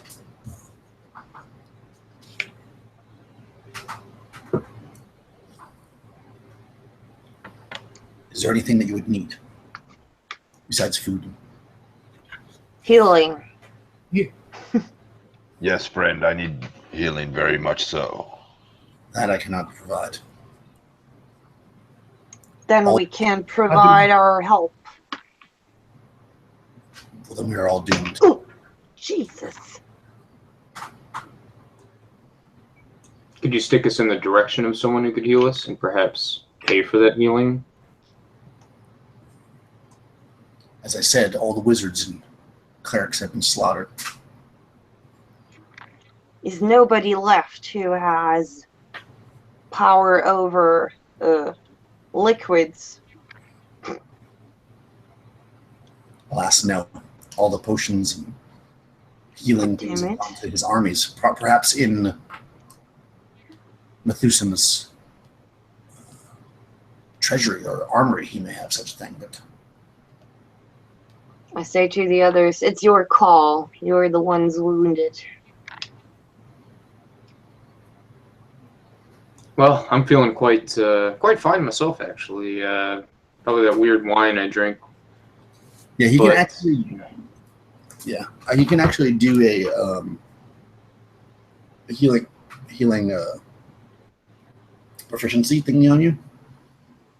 He can one of his slave girls can do that, but he doesn't have potions or anything like that. I forget how that works. Now, let me see what it is. Healing.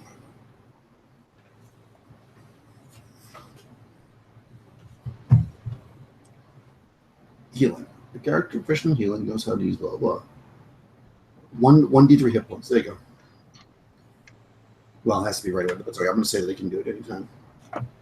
So anybody who's hurt, they'll have the slave girls come in and like bind your wounds to heal for 1d3 hit points.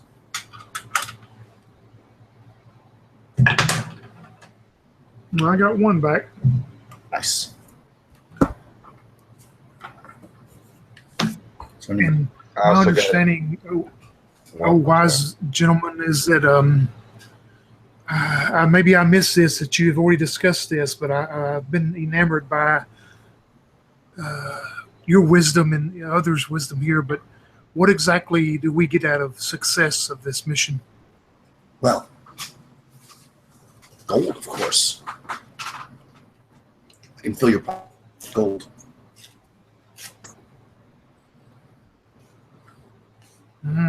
What do you think, fam? That sounds pretty good. Yeah, that sounds pretty good. I would agree.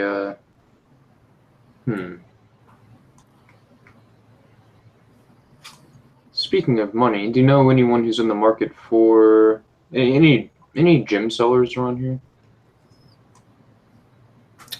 Sure, this is a very large city. You certainly could buy or sell a gem. It wouldn't be open until the morning, though. Thanks. I'll keep that in mind. Yeah, he can definitely point you in the direction of a seller. But you must go tonight. If the Khan is awake, you will never have a chance to get close to him. What are we waiting for, folks?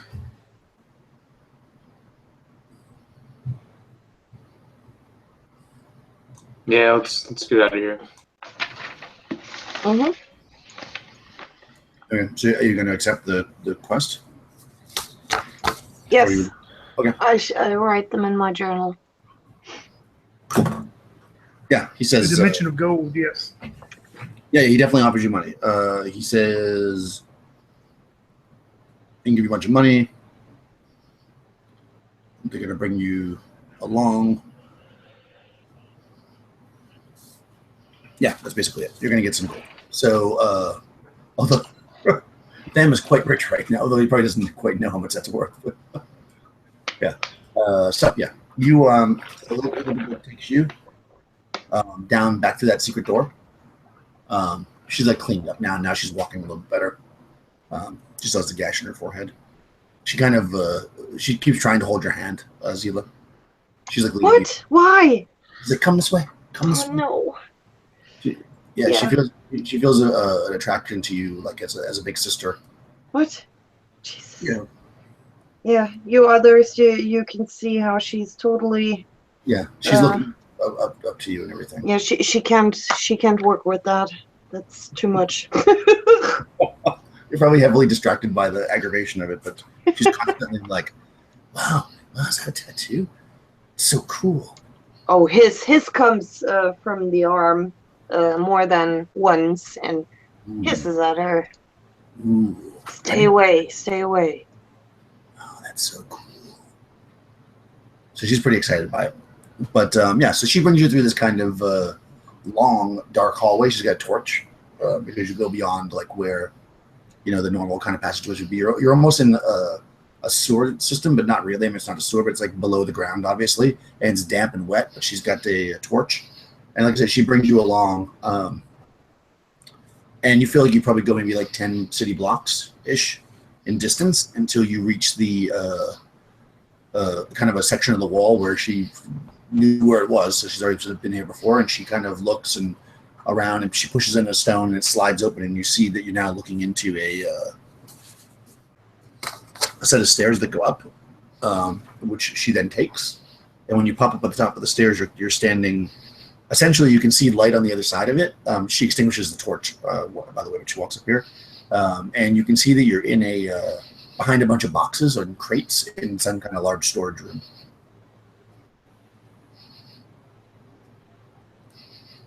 Yeah.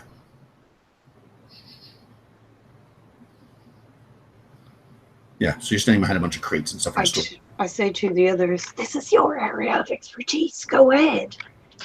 Yeah. You can basically go. Does she? Yeah. I'm sorry. Go Oh, I ahead. was just going to ask. Does she go back? Does she leave or does she stay with us? That's what was. No, she's stuck to Zila like the leaf. Oh, great. Fantastic. Yeah, she's like right up on you. So she says, "This is the storage area, but there could be guards." Well, the first thing I do is look at this girl and I go, "Girl, I understand that you are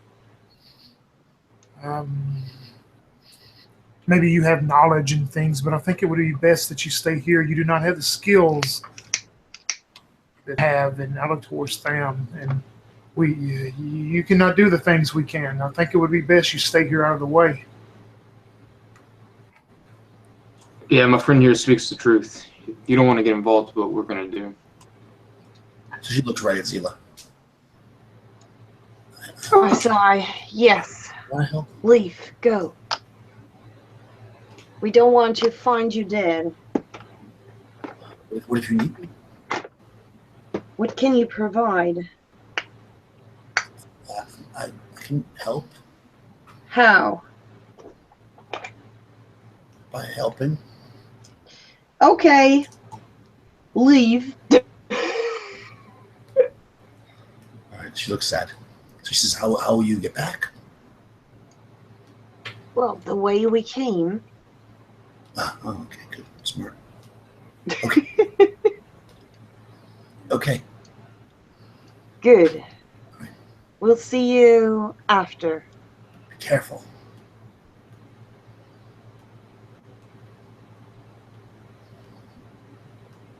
I know. Does she leave? No. She says, when you. Oh my God. Well, she says, I'll go when you leave. I want to make sure that you get past the first one." Oh boy. I just shake my head and I look towards Tham and I go, the first one's on me as I move towards the door. I just kind of chuckle and nod and follow him out. Yeah, so you're kind of in like abandoned boxes, and as soon as you go around them, you see there's like a corridor. You came in from the south. There's a corridor running to the north. It goes about 20 or 30 feet. And the corridor itself is kind of dark. It's obviously a storage area back here, so you see some smaller boxes and stuff. And you're looking out into a room 30 feet out in front of you. That's a much, much larger space that has a lot of like larger crates and stuff.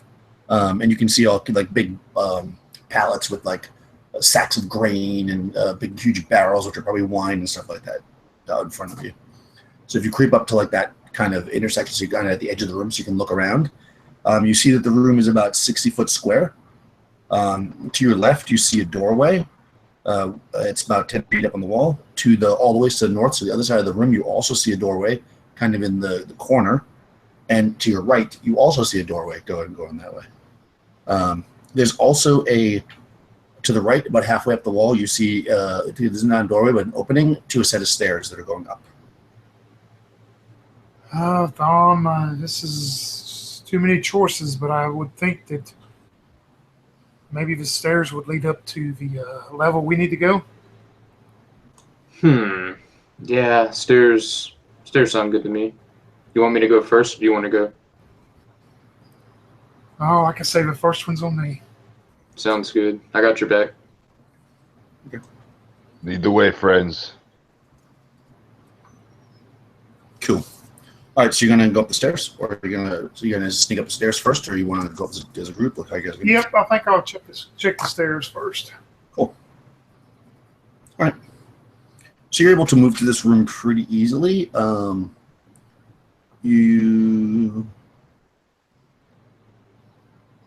just checking all the rooms around to make sure everybody.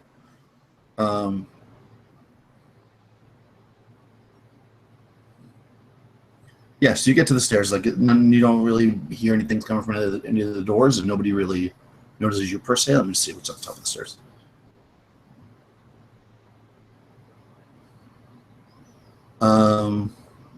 Yeah, you don't hear anything. You can kind of go up, and again, this room is lit. It's got a couple of lanterns, kind of hanging on the wall. And as you kind of creep your way up the stairs, you get to the top, and you kind of peeking around the corner into a do a hide in shadows roll. Okay. Oh, let me look that up.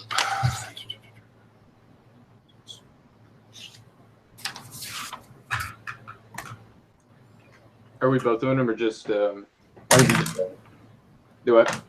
I think just Yeah, cool. I made it 20 or 31. cool. All right, so you come up the stairs and you're kind of staying low, as you kind of creep up, and you look into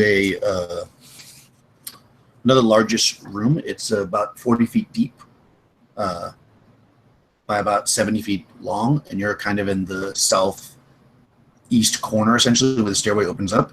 You're kind of looking out into this room, and it looks like a kind of standard resting type area. Like there's like couches and stuff on the wall. There's tapestries. It's kind of a nice. Now you're obviously, before you were in the storage / dungeon level. Now you're at actually the ground level, so it's kind of a pleasant area. You do, however, see two guards who are wearing plate mail armor. And they are holding spears. They don't see you, but they're kind of they're standing facing to the north, and you're coming in from the south, so you're behind them right now. I whisper and look at Thom and motion forward and give him the signal that he would understand, one for me, one for you. Yeah, I'll nod back as I silently try to, take out one of my daggers. Cool. Prepare for the backstab, yeah. Awesome. All right, so if you guys want to actually like creep up, why don't you do one more move silent for me, and then one for you. Ooh, terrible fail. 93 of 31. All right, so either one of you felt the field. Well, actually, that's not true. You might still surprise them, but you just won't automatically score. Let me see if they're surprised. And they're surprised, even though you didn't fail it. Nice. So yeah, you didn't succeed in the auto surprise, but you actually surprised them. So you can get one free attack on them, and it will be a backstab attack. Okay. So they are, like I say, AC 2. So that's if you hit it 3 times damage, I think. Yeah. I think it's 3 times a year level. Yeah. Cool. Yeah, I rolled terrible. I missed bad. I got a 15 plus 1. Yeah, Plus 16 total. That's what? It's plus 4 if you're backstabbing, unless you already added that on. Oh, right. Yeah. Oh. Yeah. So 16, so 19 total. Yeah, that definitely hits them. Nice. They're on plus 2. What would you get from them with the plus 4? You said armor class 2? No, I missed it, because even with the plus 4, I only hit armor class 5. Okay, no, they're on plus 2. Okay, so give me some damage. Okay. Bam. So times 3, so 6 damage. The dagger. 6 damage. Good.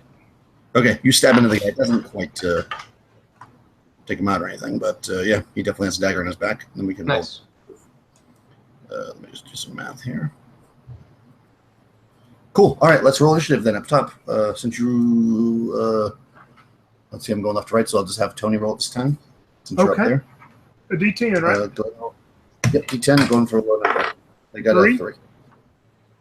Yep, you also got a 3? Yeah. Huh. We'll just make it simultaneous, it's fine. But you guys can still go first. It's just that if they die, they're still going to get their attack. So go ahead and make an attack, each of you guys, and we'll see what happens. Yeah, seeing that I missed this guy the first time, I'm just not getting my coordination. I'm thinking about Zila and her new friend and how that this could become a problem. So I grab my other dagger out as I take both daggers and go in with the 2 attacks. And the first one is going to hit our armor class 2.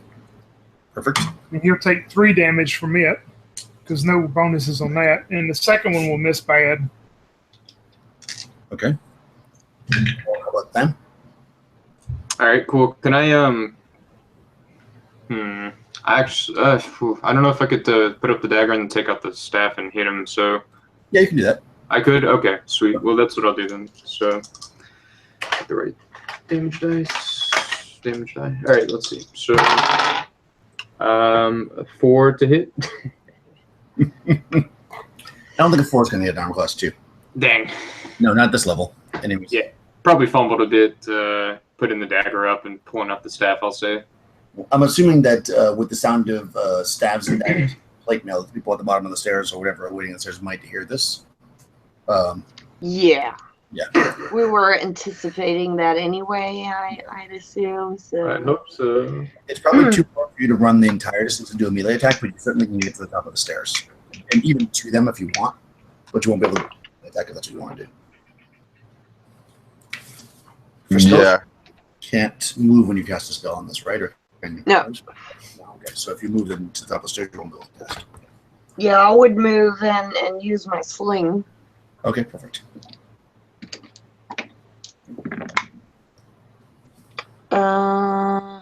18 on the die already, Nice. and 4 damage. Perfect. Now let's see who Yeah. hits. So, 1 and 2 will be Oh God, I forgot. Sam, and then 3 4 will be 1. Midrin, you get hit in the back. Oh, What happened again? I'm sorry. You got hit in the back of the head by a sling. yeah, by that man there, coming from Yeah. behind. Yeah, I see this thing There you go. hit me then, and I'm like, oh, they've got backups, fam. I knew it. I knew it. We're gonna have to take that one out too next. Oh, And what's Grom doing? Are you gonna melee or are you gonna use a missile weapon? He's moving in and looking back at Zila. Nice shot, Zila. Shut up! Okay, so you move up. All right, so it's their attack now. I think just because you guys both attacked them already, they're going to go 1 after each of you, and then there's 3 of you later. I'll figure it out. So let's see. We'll go yellow against Marcus, against Tony. I think that, well, actually, their attack was 15, which means they can hit an armor class 1 of 7 and the other one of 8. So you guys, they miss both of you. So they both attack and they both miss. But and did I get any damage from the sling stone? I missed that part Yeah, too for some reason. How many? 4 points. I did max Oh, damage. Max damage. Okay. Yeah, She was for some super reason I didn't hear that. Yeah. Whenever you do max damage on a missile attack, it always hits your ally. Yeah, of course. That's the basic rule. Of course. Okay, so next round, let's roll initiative again. Let's see. I got a 3 again. They also got a 3 again, so simultaneously. Wow. But again, you guys can just go first, and then we'll. Same old thing for me, my 2 daggers. Golly, I'm not even going to tell you what I rolled. A 1 and a 2. Okay. I got a 4 again. So. Come on, fam. We're going to hit them before the night's over. Oh man, I'm just nervous now. It's getting shady. How about Gorm? Are we doing individual and initiative? No, you can go as Oh, well. okay. I'm just curious if Gorm's going to attack because he's standing there. Do you want to do a spell cast? You gonna do spellcast? No, because I have nothing interesting here. Okay, I mean, you can go first if you want. There's no individual. I was just going in order of mine. I would run up behind one of them and whack them with my, what's my weapon actually? Oh, my staff. Oh, nice. Yeah. Like, You got a staff this whole time. yeah.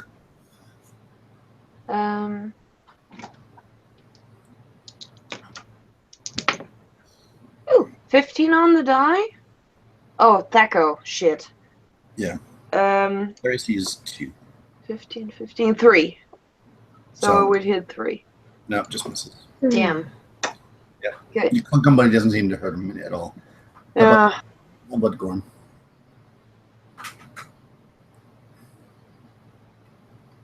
Yeah, Gorm. He's going to attack with the bastard sword And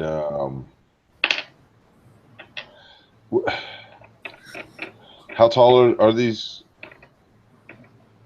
They are How tall are the 6 items? feet tall. Okay. And it's just Tham and I. Melee All range? four of you are standing there right now. Yeah, you all Oh, ran. okay. These Okay. two guards are getting pummeled by you guys. So yeah, Gorm's gonna attack. And that is a 17 That should hit. with 7 damage. Nice. Okay. Let's see which one. Cool. All right. Yeah, you chop into this guy, and he staggers back. Like he's definitely hurt. This is the one that's on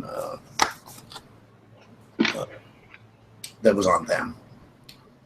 Cool. All right. So it's simultaneous. So now they get to go. So now there's all four of you up there. So I'm gonna say first one's gonna go for Gorm, and the second one is gonna go for I think I just switched options. So the second one towards Zila.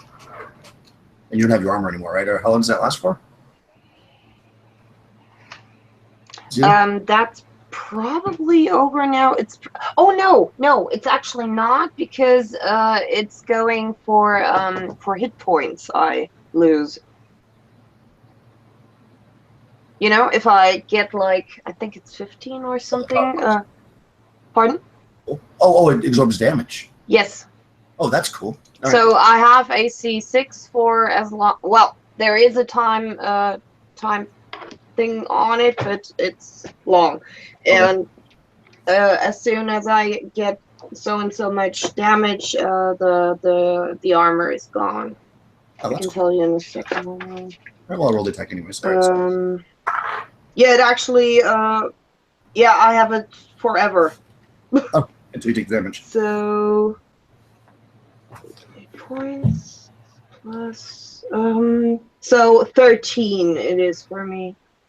What did I do? I took damage?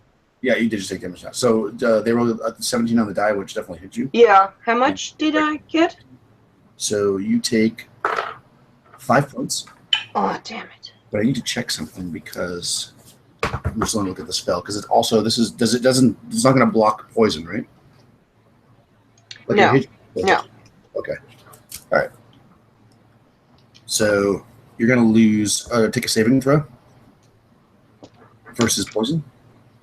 I think that didn't go well here. No. Mm-mm. So you lose 1 point of Constitution. Oh, damn. Okay. Yeah. It's temporary, so you'll get it back Mhm. per day. The other attack was against. I have to see if it hits or not. So Gorm has AC 5. So the attack go is 15, and they rolled an 8. So that makes it AC 7. So they do not hit you. All right, good. So Gorm does not get hit. All right, so next round. Initiative 7 on their side. Oh my gosh, I had a 7 too. Huh. This is Wow. amazing. That's so good. Okay, so go ahead. Yes, you can still go first. But like I said, if they die, then they'll still get their last attack. Yes, same old thing for me, my 2 daggers. Oh my gosh. I rolled 2 2s. Oh wow, that doesn't hit. Let's see. No, I hit myself. My head's still stinging from that swing stone. All right, so Yeah, now it's my fault. but them rolled an 11. Oh, so you finally admit to it? Yeah, I had an 11 for that next attack. I don't think that. What's your attack go? It's 18, right? So that doesn't hit. I think it's 18, unless there's like some modifier, but I mean, it would need to be like 13 for you to hit him. So gotcha. I'm not. Okay, so how about Gorm and Zila? We got the 2 guards here. Help us out, Gorm. Gorm's gonna yell to Mitter. He's gonna say, "High Star, watch the low road."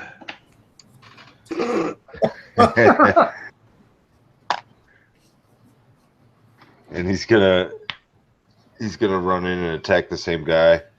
Cool. This time with a little bit more ferocity. And that is okay. That is a 23 to hit with 9 damage. Nice. Your sword comes into like his shoulder and cuts like this dart deep into it, and he starts to fall back like the guy that did on the battlefield, but he's not dead. He kind of like just slumps down a little bit. Actually, let me roll charm it is. Oh, it's his right arm with the sword in it. So he actually kind of drops his sword, but he's still alive and he's standing there still. And he's kind of stunned. Zila. I tried to whack him again, but I didn't hit, although I rolled max damage. That hurts. Yeah. Okay. So they're going to go, because it's simultaneous, even though this guy dropped his sword, he actually attacked before he did, so they get that one attack. So again, let me see who they're going to attack. Since you're all kind of standing there flanking, we'll 2, which would be Felix gets attacked again, and save 2 people again. All right, so yellow's going to ooh, all right. They hit both of you. Both of them hit. No. Zila, you take 5 points of damage. Oh shit! My shield is gone. And Gorm, you take 4 points. And both of you will stay poison. Wow. That puts me very low. Da-da-da. I'm at 9. No, that's not that low. That's both of you should save versus poison. See if you lose. Oh yeah. Make a Constitution. Now I made it. Good. So nothing.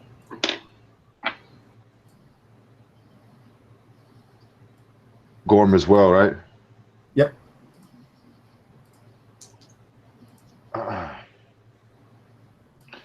No, wait. This is a save versus poison, or it's against my Save card? versus poison.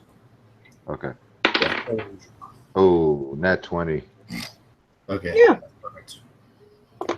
That's good. Do you want to roll over for a save? That's Cool. Doesn't hurt you at all.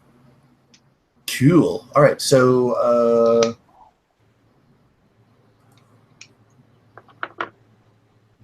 let's do initiative again. Let's hit on that run. Had a 6. Nice. Let's see if I also roll a 6. Nope, 7. So you guys go first. All right. Yeah, I'm going to sitting there and seeing Garm has attacked this one in front of me, but and seeing him be pretty weak and drop his sword, I'm going to see the one that's on Zila and see that she's not faring well. I'm going to turn towards that one and try to get him with my 2 daggers.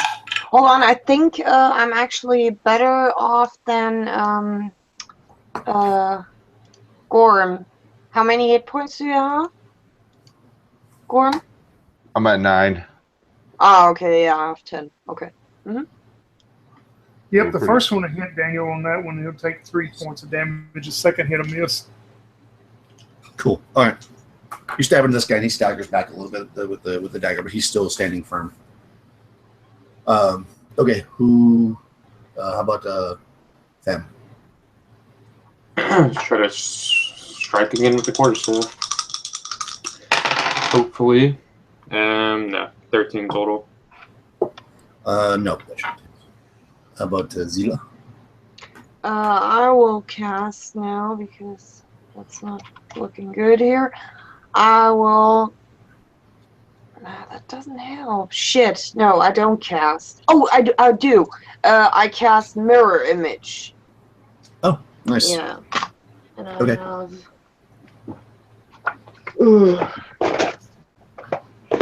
How many do I have? Cool. And Gorm, do you want to attack, or what are you going to do? She's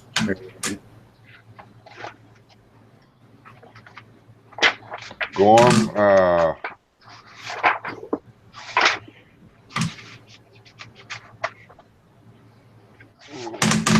let's see.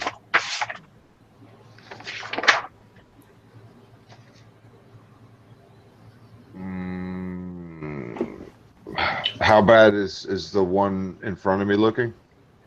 He dropped his sword. He's basically standing there, like with blood pouring out of his shoulder. Oh, okay. So yeah, I'm gonna try to grab my sword and just hack at him and give him a final death blow if I can. I get 2 mirror images. Nice. No, that was the lowest number I could get. Shitty. I got a 25 What the point is? with the 12 for damage. Oh God. Yeah. With 12 points damage and the fact that that was over half his full hit points and he only had 2 left, I think that's pretty much a decapitation. Yeah. Yeah. A very gruesome one at that. You hear the wailing, whistling wind as the blood spurts out of his neck. Yeah. It's a massive pool of blood forming on the floor as his body drops down and blood just gushing out. And yeah, now it's the one guy's turn, and he really has nowhere to go. His back is against the wall, so he's going to fight. Who's going to attack? Oh, he's going after Gorm, which I guess makes sense. And he got an 8, which was armor class 7, which does not hit you. So he tries to stab at you. He's probably shitting himself right now, trying to hit you with a spear, unsuccessfully. So let's roll initiative again. I had a 4. Nice. You guys go first. So this one guy's there. He's definitely beat up. He's scared, but he's not going to give up because he's basically backed into a corner with a spear. So The first thing I notice is these 2 of Roselas pop up, and I'm just looking at them, and I'm thinking, oh, this is strange. And then I look back towards Gorm and see him just decapitate this one person and blood fly everywhere. And I'm like, we're making too big of a mess here. We're going to have to clean up. Because I missed with both daggers. nice. Oh, shit.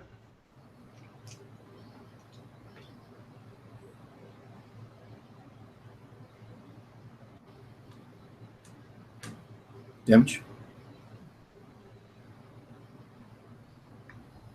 Oh, You me, Daniel? I missed on both of mine. Others you hit. Oh, others you hit with both of them. I was like, oh. Oh, no, yeah, both of mine missed pretty bad. Oh, so not nice then. Okay, so how about Tham? Yeah, Turan got 3 total to hit. Nice. Okay. Getting there somehow. You want to kill this thing, Gorm, or Come on, Gorm, do it for us. With me and Tham, can't do anything. Gorm's gonna come up, bloody and hacked, but he's smiling, and he's ready. He's like ready to take this guy out. Would I know anything about where this guy is from? well, he's from here. Okay. He's a native. Yeah, I mean, you think so, anyways. I'm gonna kill him anyway. So I got 18 to hit, Oh, that definitely hits. and then I got maximum damage here on both D4s. I got a 4, so that's 8 plus 5, 13. 13. Okay, so yeah, you cleave the first guy's head off, and then you spin around and immediately chop the other guy, and he falls to the ground dead. So you got a pool of blood forming, kind of. You notice now, because you probably didn't take a second to see, that there was kind of the wall on this northern wall comes up to just kind of like eye height on like a human, and you can see through to it, and there's a door. You can see through to the other side, and you're looking into this room that you just see some like candles around the area, so it's not tremendously bright, but you see some pools, like bathing pools, but there's nobody in there now. I look towards Zila first, and I go, meeny, miny, mo. Which one of you is real? All say, I am. They all raise their hand. So in this room, you've got a bunch of options. You have that pool room that you can see to the north. There's a door that goes into it, obviously. And looking into the pool room, you see 6 pools. 3 of them are larger than the other ones. Like 3 are like the size of bathtubs, roughly, and then 3 are like 3 times the size of that. And then there's like couches and pillows and areas around the pool. You also see on the north side of that room a whole bunch of doors. So there's lots of ways into the pool room. You also see to the left, as you kind of look into that room, you see a spiral staircase going up. In the room you're standing in, though, also on the east wall, there's 3 doors. And on the south wall there's a door. There's a whole bunch of doors. Gorm, I know you're not feeling well, but we're going to have to get these bodies moved and clean this blood up. If someone comes along, they're going to know that it will be found quick. I'm up for it. I have enough energy at least to help with that. Let's carry on. And Gorm will reach over and grab the headless body, and he'll start dragging it, leaving a trail of blood.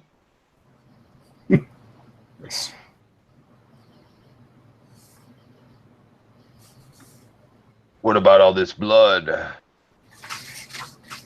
I can get a bucket of water from that pool room, and Tham, can you help me? We'll clean it up.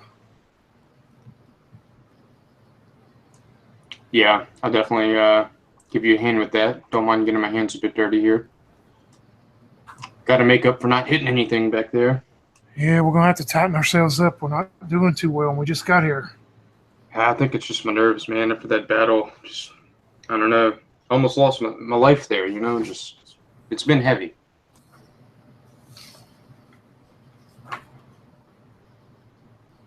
Yes, these men, they fight ferociously. They do not stop. Are until you cut done off their crying? heads. Which one did that come from? Did you see? Which Zelo spoke?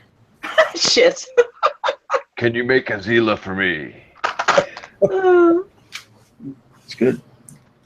Okay, so you want to, where do you want to bring the bodies? So you got 3 doors to the on the west side of the room. You have a door to the south, and then of course you got the pool room to the north, which I'm assuming you're not bringing the bodies to the pool room.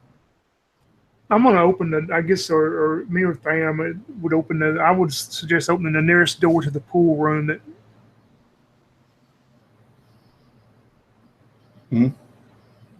Yeah, I'll give you a hand. I'll open whatever we need to open for sure. Yeah, if you open the door to the pool room, you can get into the pool to the pool area. Do you want to bring the bodies in there? Oh no, I want to go for like the 3 doors that are near the pool room. Maybe we can check those 3. Gotcha. All right, yeah. So you check them. They're guest rooms, basically. You open it up, you can see that they're like well-appointed rooms, but they're not personalized. So they're obviously guest rooms. They've got like fresh linens and they got towels, but none of them are occupied. So there's 3 empty rooms there. Oh yeah, I tell Gorm, if he will, to drag the bodies in there as I continue to clean up the blood, and then after he puts them in there, I want to take that silver key and see if it will lock them. Okay. Yeah, it does actually. It locks doors. It's looking up. It's looking up, Tham. I think our luck is getting a little bit better. Cool. Yeah, so you do that. It probably takes like maybe 20 minutes or so to get it in. So, as clean as you can get it. It's dark, so. But you probably use towels and everything else to kind of make a mess. How long does your mirror image last for? Is it just stay forever? Only 8 rounds, so should be gone then. Yeah. Okay, so you managed to do that, and you're spending probably half an hour doing this, and during that time period, you don't see or hear anybody. Like nobody comes, no guards, nothing. So now you know that to the north is a pool room. To the west are guest rooms, and then to the south is the only door you haven't explored. Any questions? Tham, are you up to it? I took the first one. Yeah, I suppose it is my turn. And I'll make my way to that second door and try to open it. Cool. And Grom's just as he looks over and nods, dragging the bodies by their arms. He's tries to give a smile, but he's really grimacing from pain.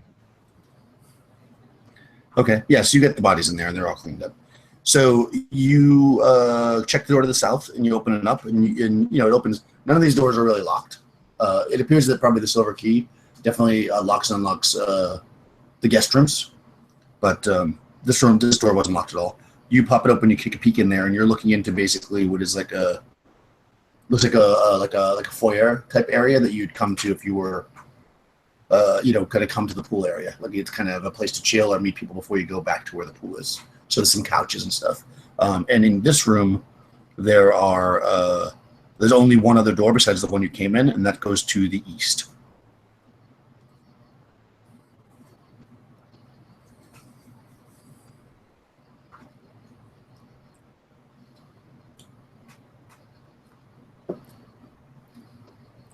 Okay.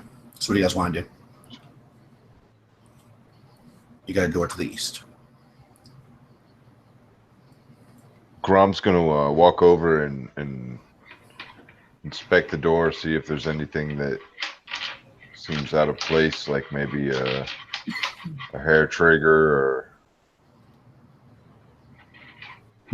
Yeah, I mean, you check the door; it seems totally fun. I mean, this is basically you're inside like a mansion, so it looks like it's pretty well trafficked and used. So, yeah, the door is not in any way strange. It looks like a nice door, basically. It's wooden, but it's like a nice wooden door.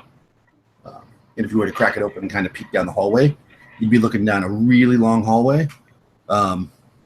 It goes. You've got like sconces with torches, so you can kind of. But they're not lit in this area. But beyond about a 60 or 70 foot stretch, there are some torch sconces that have torches in them. And you can kind of make out that the hallway starts to have a lot of doors on the side of it. But there's about a 60-foot stretch with nothing before you enter that like lit area. So you basically would be, if you walked in this hallway, you'd be staying in the dark. And in this room, is there anything that we could possibly maybe make a torch out of?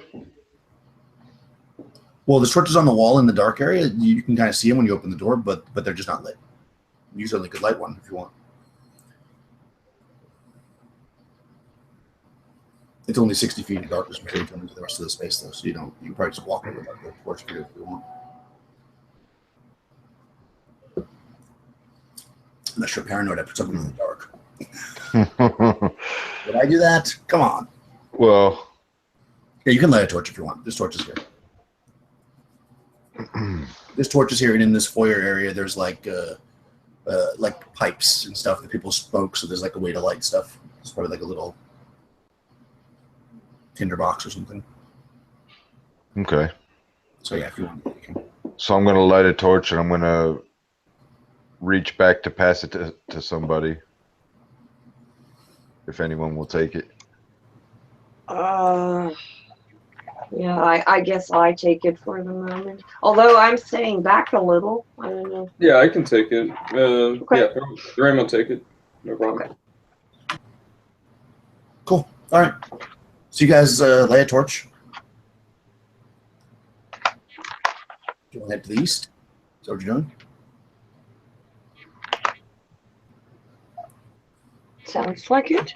Yeah, I think so. And I'll be kind of close to the front with the torch kind of held. Give the proper lighting. Yeah, I can say that with Tham carrying the torch, I'll go second right behind Gorm or Gorm as we keep going. Cool. All right. So you guys walk this like 60-foot stretch, and it's relatively dark. And everybody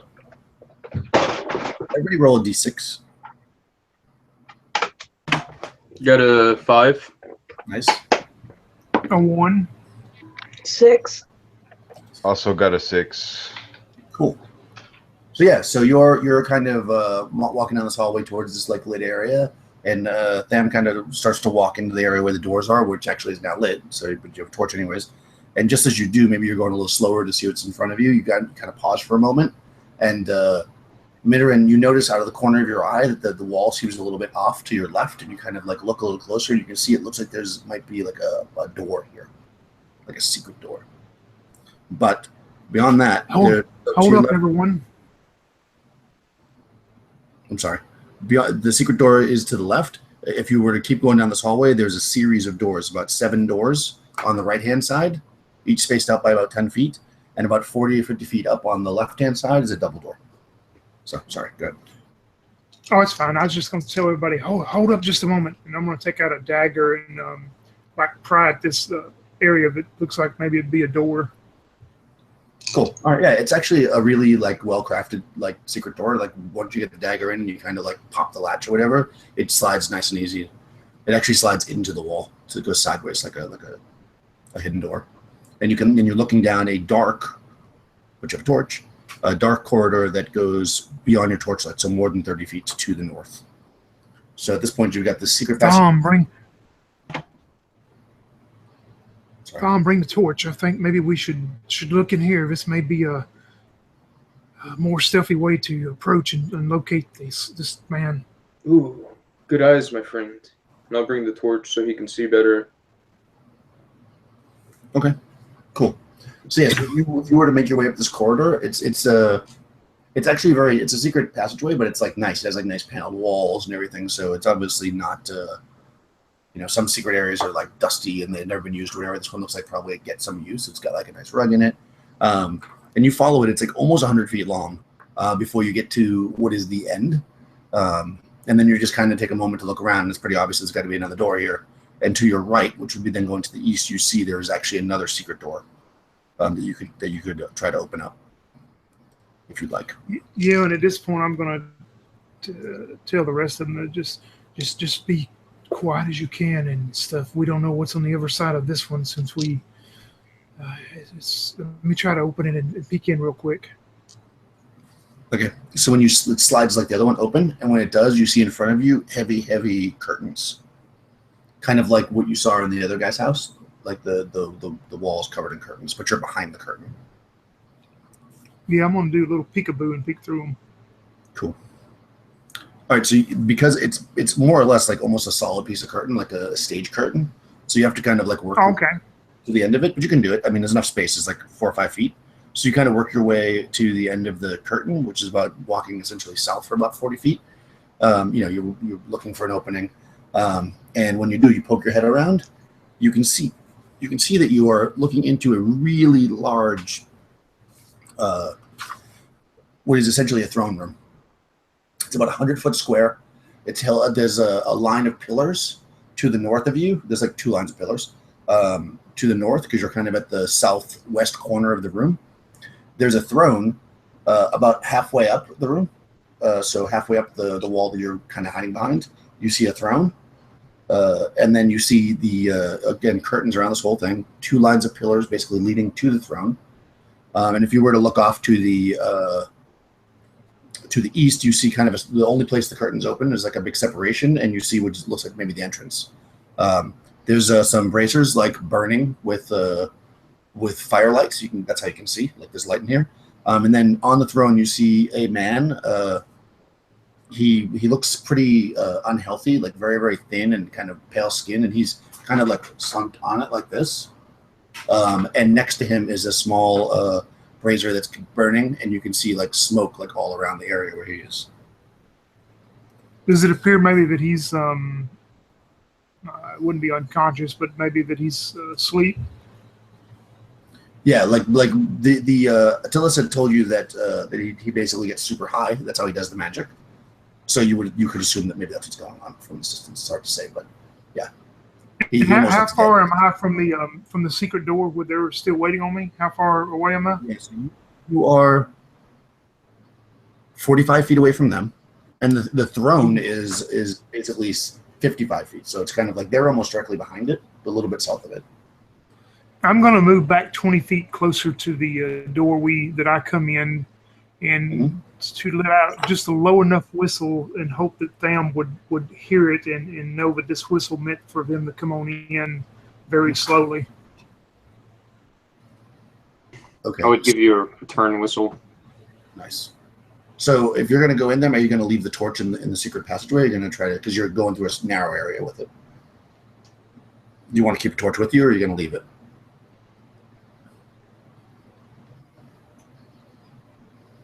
I'm gonna put the torch out. Okay. Yeah. Oh, you do. I mean, there's light coming under the curtain, kind of, so it's not so dark that you can't see, but it's. Yeah. I don't want to risk anything with the flame in there. Yeah. Okay. Yeah. So you put it out, so it's dark now in that back room.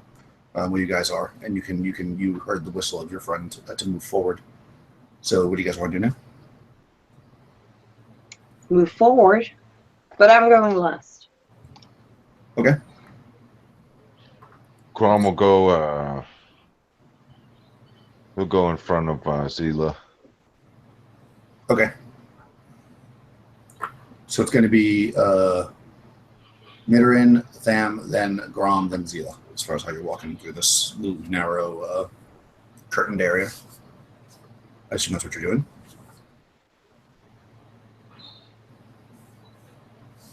Yeah, Sounds I think right. so. Yep. Yeah.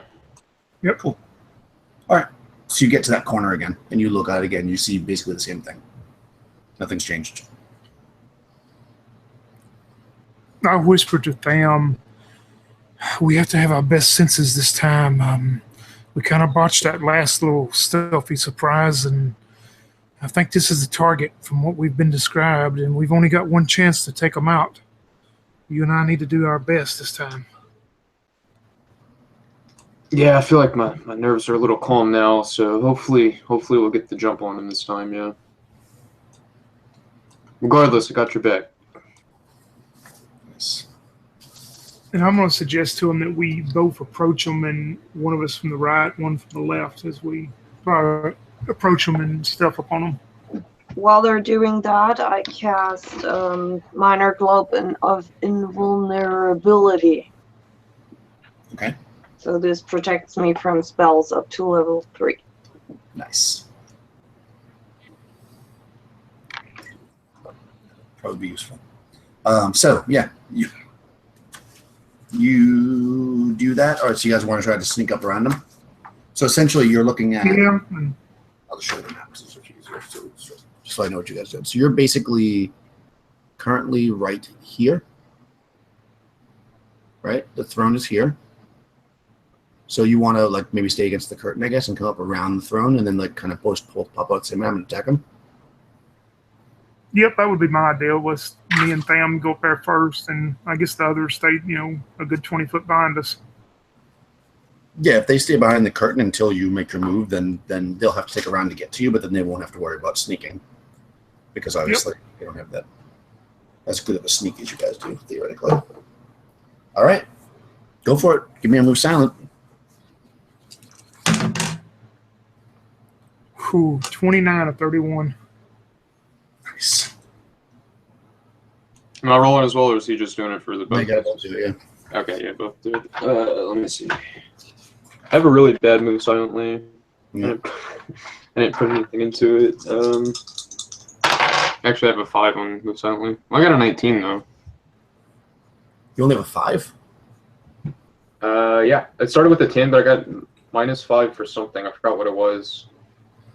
And you didn't There put was any- some stipulation. No, I didn't put anything in there. Okay, so you're not very good at moving. Very Okay. not sneaky. All right, well, let me just see if he's surprised. Anyway, he's not. Okay, so you guys are sneaking up, because of course you always think you're moving silently, and you kind of get around the throne, and then as you kind of both like come around like this with your daggers to attack, he pops his eyes open, and he says to you, he doesn't say them to you. No, I'm on the wrong page. I think he says, "I've been waiting for you, gentlemen." Roll initiative. He doesn't say that, but that's Good. Good, I'm here. 6. Is it Marcus's turn or still mine? Yeah, it's Marcus's turn. Give me Oh, some. right. Okay. It's a D10. Yeah. 10, you're going for low. Well, I'm good at that. I got a 4. 4, yeah, you got it. Okay, you guys will get to go first, though. Cool. I guess I'll just go. I'm gonna try to whack with my quarterstaff. Nice. And try being the key word. That's not so bad. So 15 total to hit, and so 8 damage. Yeah, it doesn't. Where'd your attack go? He is. By the way, this is the perfect foe because his armor class is 0. Oh god. Yeah, my attack goes 18. I don't think I would have hit him. So no matter this guy is. God damn it! It's a tough one.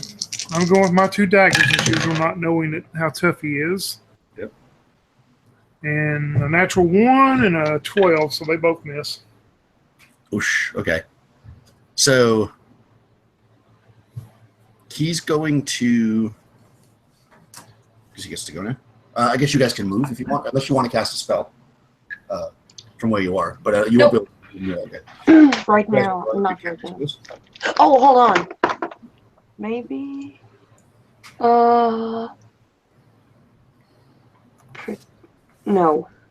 Okay.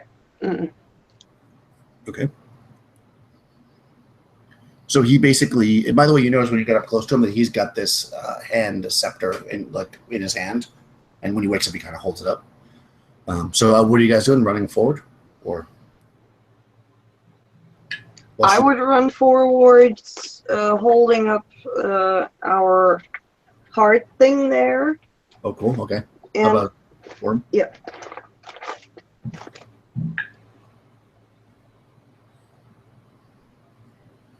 How about Gorm? Do you want to run forward, or are you going to stay in the corner?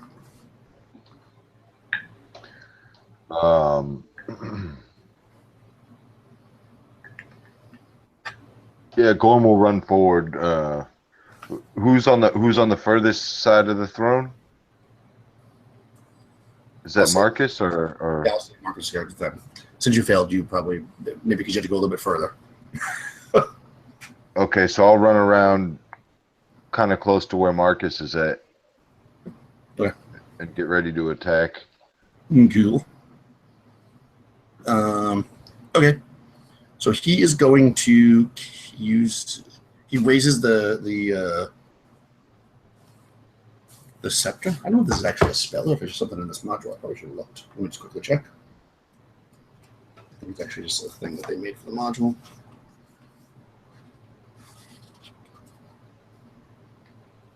Yep, it is. Okay, so I'm going to say he'll get a save. Save versus spells. He's going to, and I'll say he can only attack one person with it. So I will randomly roll who he attacks. 1. So actually, Gorm, as you run around, he points the scepter at you. Make a saving throw.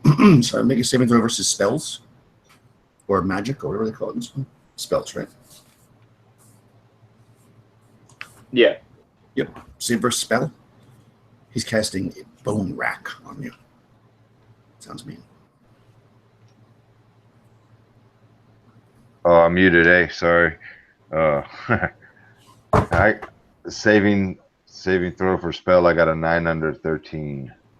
Okay, so you failed. So you now are going to be -4. You can only move at half speed, and you're -4 on all your attacks. It's going to be 15 rounds, so this fight will be before then. So for this basically for the rest of this combat. -4. Your bones are just like in pain, like almost like massive arthritic. You feel like you're 100 years old as they rack into you. Your bones. Okay, let's roll initiative again. You got a 5. Okay. We got a 9. Nice. Nice, except for Lowe's better initiative. Yeah, sadly. He waves his scepter in the air, and you see from the shadows of the room, you see some of those bats come up. But they're smaller than the ones you saw outside, but they're of similar type. You see 4 of them rise and come towards you. But they're just moving this around, so they can't do anything else. So then you guys can go. Okay, I'll go first. I guess I'll just try to whack again with the quarterstaff. Oh, come on. 16 total. I still think that's not enough. Yeah, well, you need your attack go, so 18. Oh, right. Because he's 0. Sorry, I forgot. Wow. Make my life easy. So crazy. He's magic. Hey, Daniel, I got a question, and because I'm not going to metagame, so I'm going to play the way. Does it give a description of what he's wearing? Yeah. Or, how he's dressed? Yeah. I will tell you how he's dressed. If I can't remember off the top of my head, so I'll look at the thing description. Yeah.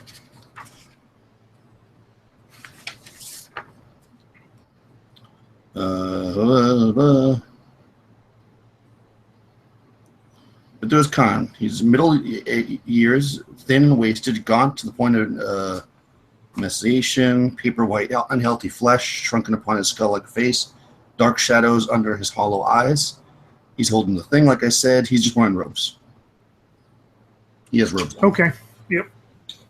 Yeah. And that's not going to affect. Midoran has no idea how well armored this guy really is. Then, as he still moves in with both of his daggers. It's magic for sure. That's Ever hitting him or slim to none, and they both will miss, of course. Okay. Cool. I would walk up to those bat things and I do a shooing motion with my scepter. Okay. Well, you know, I mean, we're desperate here, so no, I'm not ashamed. No, that's good. You shoo them, and yeah, they stay. You're like in the back of the party, like going like this, and they're staying back. They're not moving forward. Ha! That is definitely working. Gross. And how about Gorm, as you are racked with pain? Gorm is just gritting his teeth and wincing. The blood, now the blood from his gums is coming down his chin, and he's going to. Gorm is now looking at his foe, and he wants to try to knock the object out of his hand. Okay. You can try.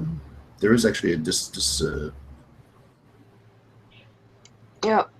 There's But what? I can't remember how. Yeah. Me neither. I have to look at it. Look it up. So. Either way, you have to make an attack. So go ahead and make an attack against him, because if you don't hit him, it's not going to matter. Okay. But you definitely can try that. But I also think you have to have certain weapons to do it, so I'm not sure. Oh shit. Okay. Let's see. You have to. 7 minus 4 is 3. Not Yes. even close. Yes, you're trying to take it out of his hand. You're not. It is possible. So if you actually hit him, I'll figure it out. But I can't remember what you do exactly. I just want to look at his other spells. I rolled a nat 1 there. Oh, nice. Well, that one always misses no matter what. Even if you had a plus 20 to hit, it always misses on the natural one. So just like a natural 20 always hits. So that's everything because he went first, right? So everybody went this round. So let's roll initiative again. You got a 6. Okay, let's see. We got a 4. Oops. Nice. So you get to go first. All right, let's see. So trying to hit again with the staff. Quarterstaff, nope. 16 total again. Okay. How about our other thief? Yep, my 2 daggers got closed. So well, one of them got closed, but I missed. Yeah. And how about our fighter and magic user? What are you guys doing? Are you still waving that? Oh, definitely. I don't want those shitbags to attack us. That would be not good. I'm going to scan the ceiling and see if there's anything anything hanging from the ceiling. No, not really. It's actually a vaulted ceiling and it's pretty high, but there's nothing really from the fires that are on the floor. The room is pretty empty except for the throne, which is a stone. You've got some braziers that have fire in them, like going around the room, lighting the room up, and then you've got the ones that are next to him with the drugs in it, which you guys are kind of standing in, but I'm not going to worry about that. Because you could be getting really high right now.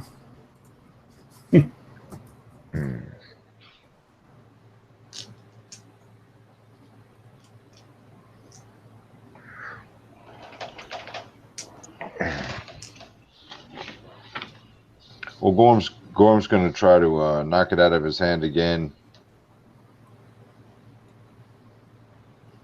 Okay. That's really what he's aiming to do right now, more than anything. Okay. Make an attack. I will look up how to do that. Disarm, what is it called? Son of a bitch. Oh, man. This doesn't want to happen. I got a 3. So So that's 9 minus 4, 5. Yeah. Not even close. 5. Actually, it's not listed. It might be in the Complete Fighter's Handbook. It might be a special move. But I'll figure it out. If you hit him, then we'll figure it out. I'm not going to worry about it. And you're just waving the amulet to keep the creatures away, Zila? I do what? Sorry? You're just waving the amulet, right? Yes. Mm-hmm. I keep them at bay. All right, he's going to cast a spell on you. No. Yeah? No. I have that thing. I know. We cast Contagion. So how does your What? Jesus. What? how does your thing work, actually? It blocks it or something, right? I mean, he Yeah, doesn't... I don't know. hold on. You mean my thing? Yeah. That's up to level 3 doesn't work, but I can cast from the inside. Okay. What if it's level 4? It just works, or do you get to say... Okay. Make a saving throw versus spells, son. Yes. Natural 20. Nice. Doesn't affect you. So he tries to cast on you, and you know, he's like... Yeah, I sneer in his direction. Okay. Yeah. I will keep them at bay, just like I will keep you at bay. Nice. Okay. Next round. You got a 4. Initiative.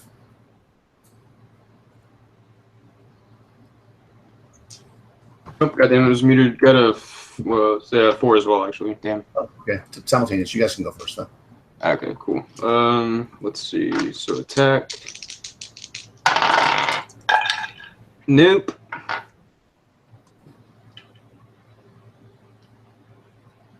I actually hit. I got a nat 20 on one, so that's going to actually hit to take out for 1 point of damage, though.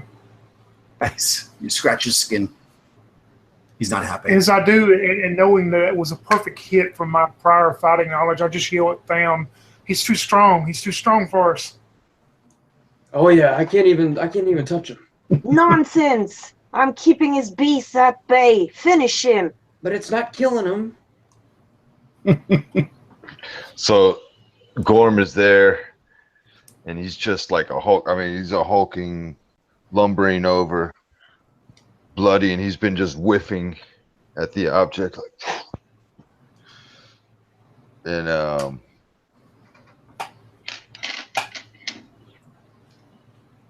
yeah, he's gonna keep whiffing at it. Cool. As his blood is dripping down his arms. Okay, here we go. That's a 22 minus 4, so 18. 18. That should hit. Yeah. Nice. Okay. I'm gonna make him make a saving throw to see if he can hold on to it. So he got 20. It's a good attack, but it doesn't quite take it out of his hand. You still do damage though. So give me some damage. He's actually surprised because he kind of, you know, and he has a big slice in him now, probably, depending on how much damage you do. That would be 9 damage. Oh yeah, no, he is not happy about that. That puts a large slash down his skinny little arm, and blood starts dripping out. You're still swaying the monsters? Yeah, in a hypnotic pattern. Nice. Okay, so he then looks at Gorm, and he waves the scepter, and the brazier that's full of the fire, the coals that are burning, comes flying from the back, and is going to fly at you and try to hit you with it. 13. What's your AC? 7. Actually, you can do it that way. Make a saving throw versus breath. That's a better way to do it. That's more fair. Okay. Yeah, I mean, it would hit you though, anyways, but because that goes only 10. So if you make a save, then it'll do. Breath work.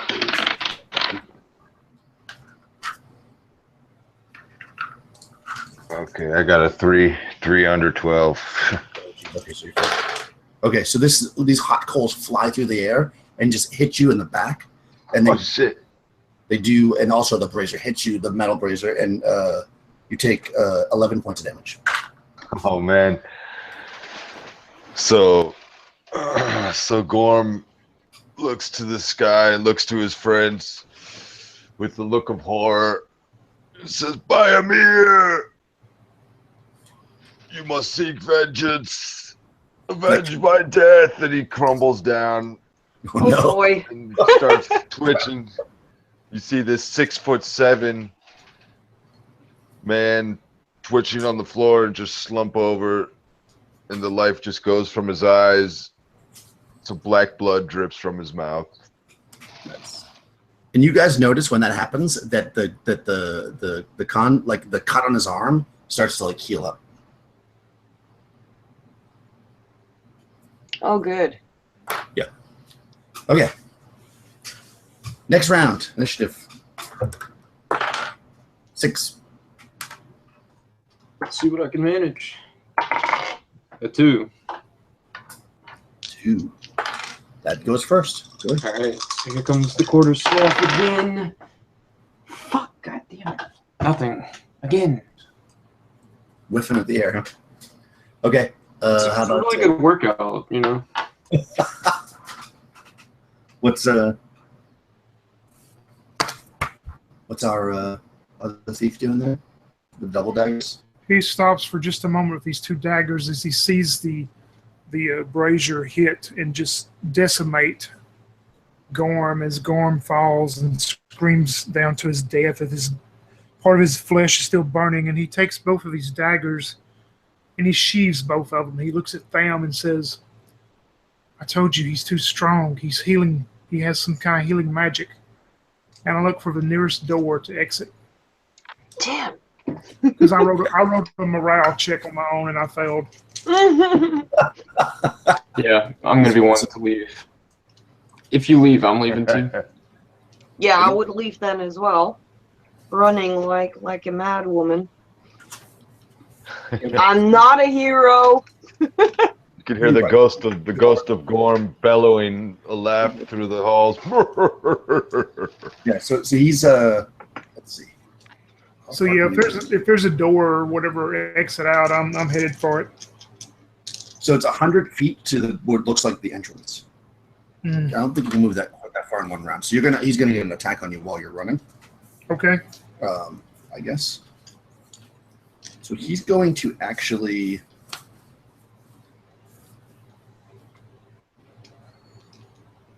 How far can you move? I just want to check this. Do you guys have your movement written on your character sheets? I'll check it. Ooh, I don't know. I don't think I do. Let me look. Just a quick check on the movement. I just want to see how far you got because that'll determine what he does. No. What do you want, Daniel? Movement. The movement. Now.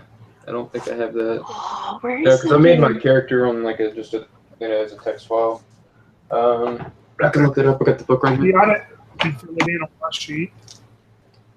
Yeah, it doesn't come into play that often, but I just want to see how far you get because that'll determine what he Well, does. it says on my sheet it's got a space for base, and it says jog, run times 3, run times 4, run times 5. So I don't know what. I guess whatever base is, and I guess if I run or something, I remember- get times 3. I remember seeing it today whenever I was making the character. It's on page 70, or combat movement, page 96 in the player's manual. Let me see. The basic move is 96. close enough to It's not a short. half is allowed distance and still make an attack. In combat, a being can move up to 10 times its movement rating. I don't know if that sounds right. That's something else. It's under encumbrance is where it is. No.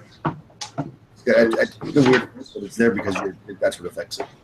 Oh, yeah, page 78. I mean, it's encumbrance. Yeah, because basically you can run or you can. Modified movement. This is what that is. Okay, yeah, these are them. Yeah, okay, so that's the fancy one. So let's see. Regular movement is.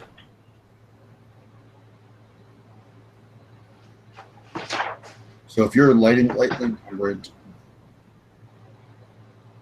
No, that's not it either. Encumbrance is on the 76. There's like an actual list of the actual speed, though. This is just how fast you.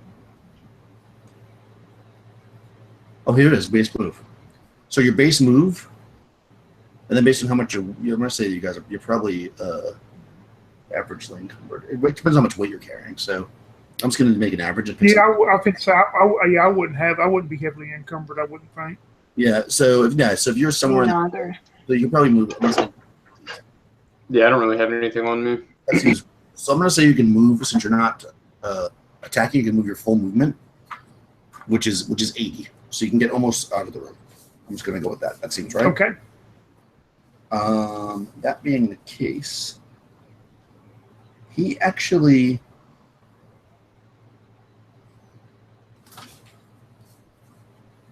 Just going to leave you. Oh no! You drop the waving of the things. The shadows are going to attack you. No, can't I wave it while You're running through them now because they're on this side of you, and you. Oh, okay, yeah.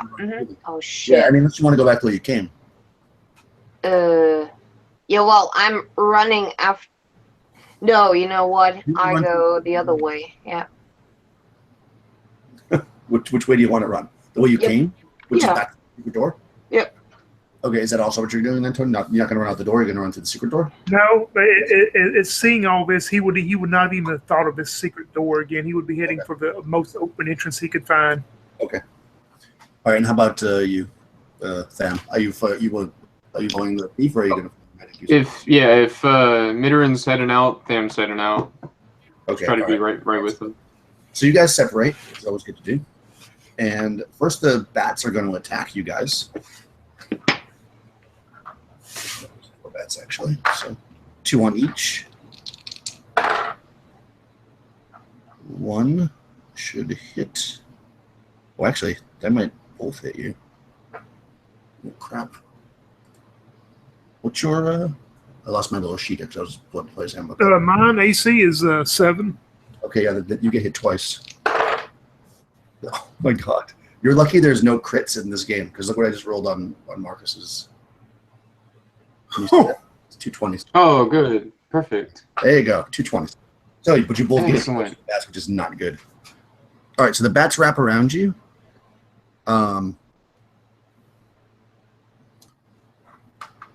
They do a D8 damage and strength drain. So, Marcus, you take 6 points.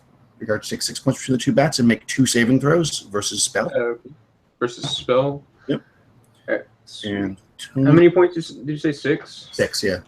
And Midoran, you take only 3 points, but you also have to make 2 saving throws versus spell. Saving throws. Okay. So the first one I pass. The second one I fail. Okay. I failed both of mine. Okay, so Sam, you're going to take 2 points loss on your strength.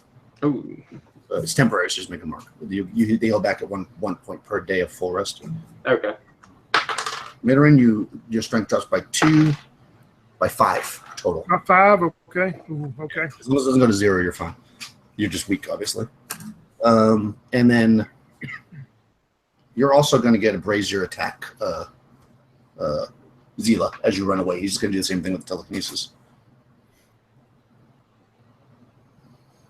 bring it. What did you do that? Yeah, that's fine. Oh.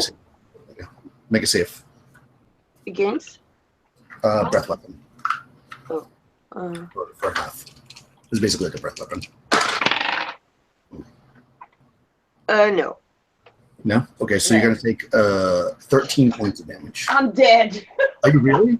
Yeah. Oh! Damn. Oh, Shit. shit. Okay, so you drop. Oh shit! No. the talisman bangs on the ground next to you. Shit. Obviously, you just died there. Because you know what's about to happen? Hold on, let me just check if it's happening. Uh-oh. This is actually the round it's happening. All right, so you guys are still alive, right? Yeah, I'm still up. Going. Okay. So initiative. Yeah, I'm looking all right. Initiative. You guys are only 20 feet from the door, but you do see your friend drop. 6. You rolled a 9. Good. You run for if you do a. Yeah, you can run from them. I mean. Yeah, I'm gonna sprint. That's my turn. Yeah. I'm just sprinting out of here. Yeah, I mean. All right. Trying to yell at my companions to do the same. Wisdom that they're probably going to follow you, but yeah, you can run if you want. So yeah, you run. Are you also running? Yeah, and I'm just running, and I haven't paid any attention in being a bad teammate at this point. I've not even thought about Zila or where she is. As I failed that morale check originally, and I just keep running for the door, hoping everybody's coming my way. All right. The bats are going to follow you guys up there. So basically, you run forward through that passageway, and there's like a large curtain which you just rip open, and you see two doors, like a big, huge double door of bronze, and you're able to just bust right out and go right through them. I mean, they're not locked, but they're, and you're on the street, out in front of his lavish mansion. Yeah, so maybe Zila, did you go to exactly 0, or like how dead are you? 10. -5. Oh, yeah, definitely. All right, so you don't even, maybe your ghost sees the girl. I'm vickering in the afterlife, rushing after you. Oh my god, so the girl, Hildico, comes around the corner. Aww. Following you. And she picks up the talisman. I guess I'll just run it. Actually, you can be her.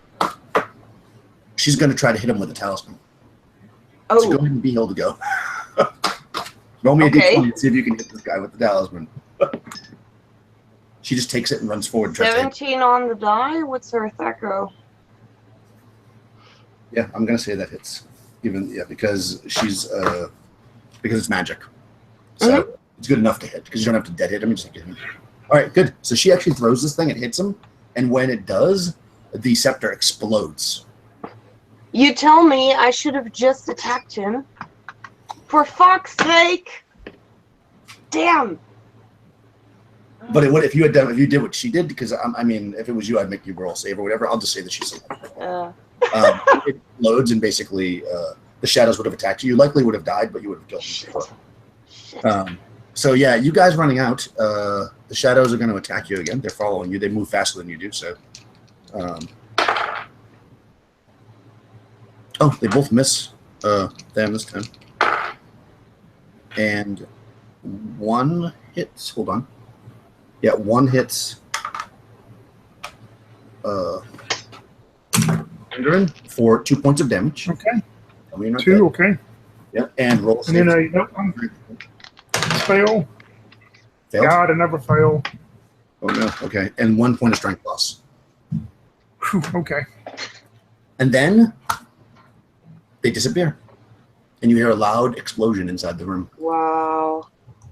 Still running. I run into the nearest darkest alley, and I stop about halfway down, and I just sink down against the wall, and I look at Tham, and I go, those mist creatures, they've zapped me pretty well. They've taken half of my strength from 12 to 6. Dang, that sounds really weird. What are you saying to me? What happened to you back there? Oh. Yeah, I'm feeling weaker myself. I don't know what it is. Oh man, yeah. I don't know how to rate it on a point value. Maybe I'm feeling like a what am I feeling? I'm feeling like a 6 out of 8 right now. Where's Isn't Zila? this skill usually out of 10? Why it was 12 doesn't make any sense. He's a thief. For some reason it's different. So, once again, I was going to use the roll on the chart here to see that you don't die, but both of you took more damage that would put you off the top of the chart. That didn't work. Oh my god. Yeah, so yeah, you guys, that killed him and destroyed the scepter. The girl will say survived because, the girl always survives. And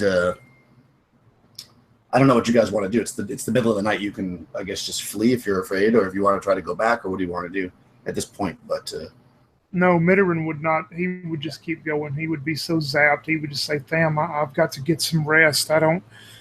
We've waited for Zila. She hasn't shown up, so that's not a good sign. They're all dead. We got to forget about them. Just you and I now. Let's go rest up. Yeah. Do you want to go back to see the seer, or are you just gonna sleep in the alleyway and then go to the jeweler? Yes, Mitterin. We need to collect our reward first. I would sleep in the alleyway till the morning. Okay. Yeah. So the morning, and nobody bothers you because as he told you, there's no crime here because nobody goes out at night because they're afraid of these shadow creatures. But of course, they're dead now, so it was not a problem for you. So when the sun rises, and stores start to open up their fronts or whatever, and again you see nothing. You guys burst out of that place and left the doors wide open, and they're still wide open. They're not, if you were to look down the alley, nobody's moved, nobody's done anything. And then depending on when you went back, they would be closed eventually by his guards. But first thing in the morning, they're still wide open. Nobody came. Come, Tham. Zila's not showing up, you're right. Something bad has befallen her. We need to go and get our reward money, or whatever the man has to offer us. Yeah, I agree. It's quite a shame to lose our companions like that, but they just weren't fast enough, I guess.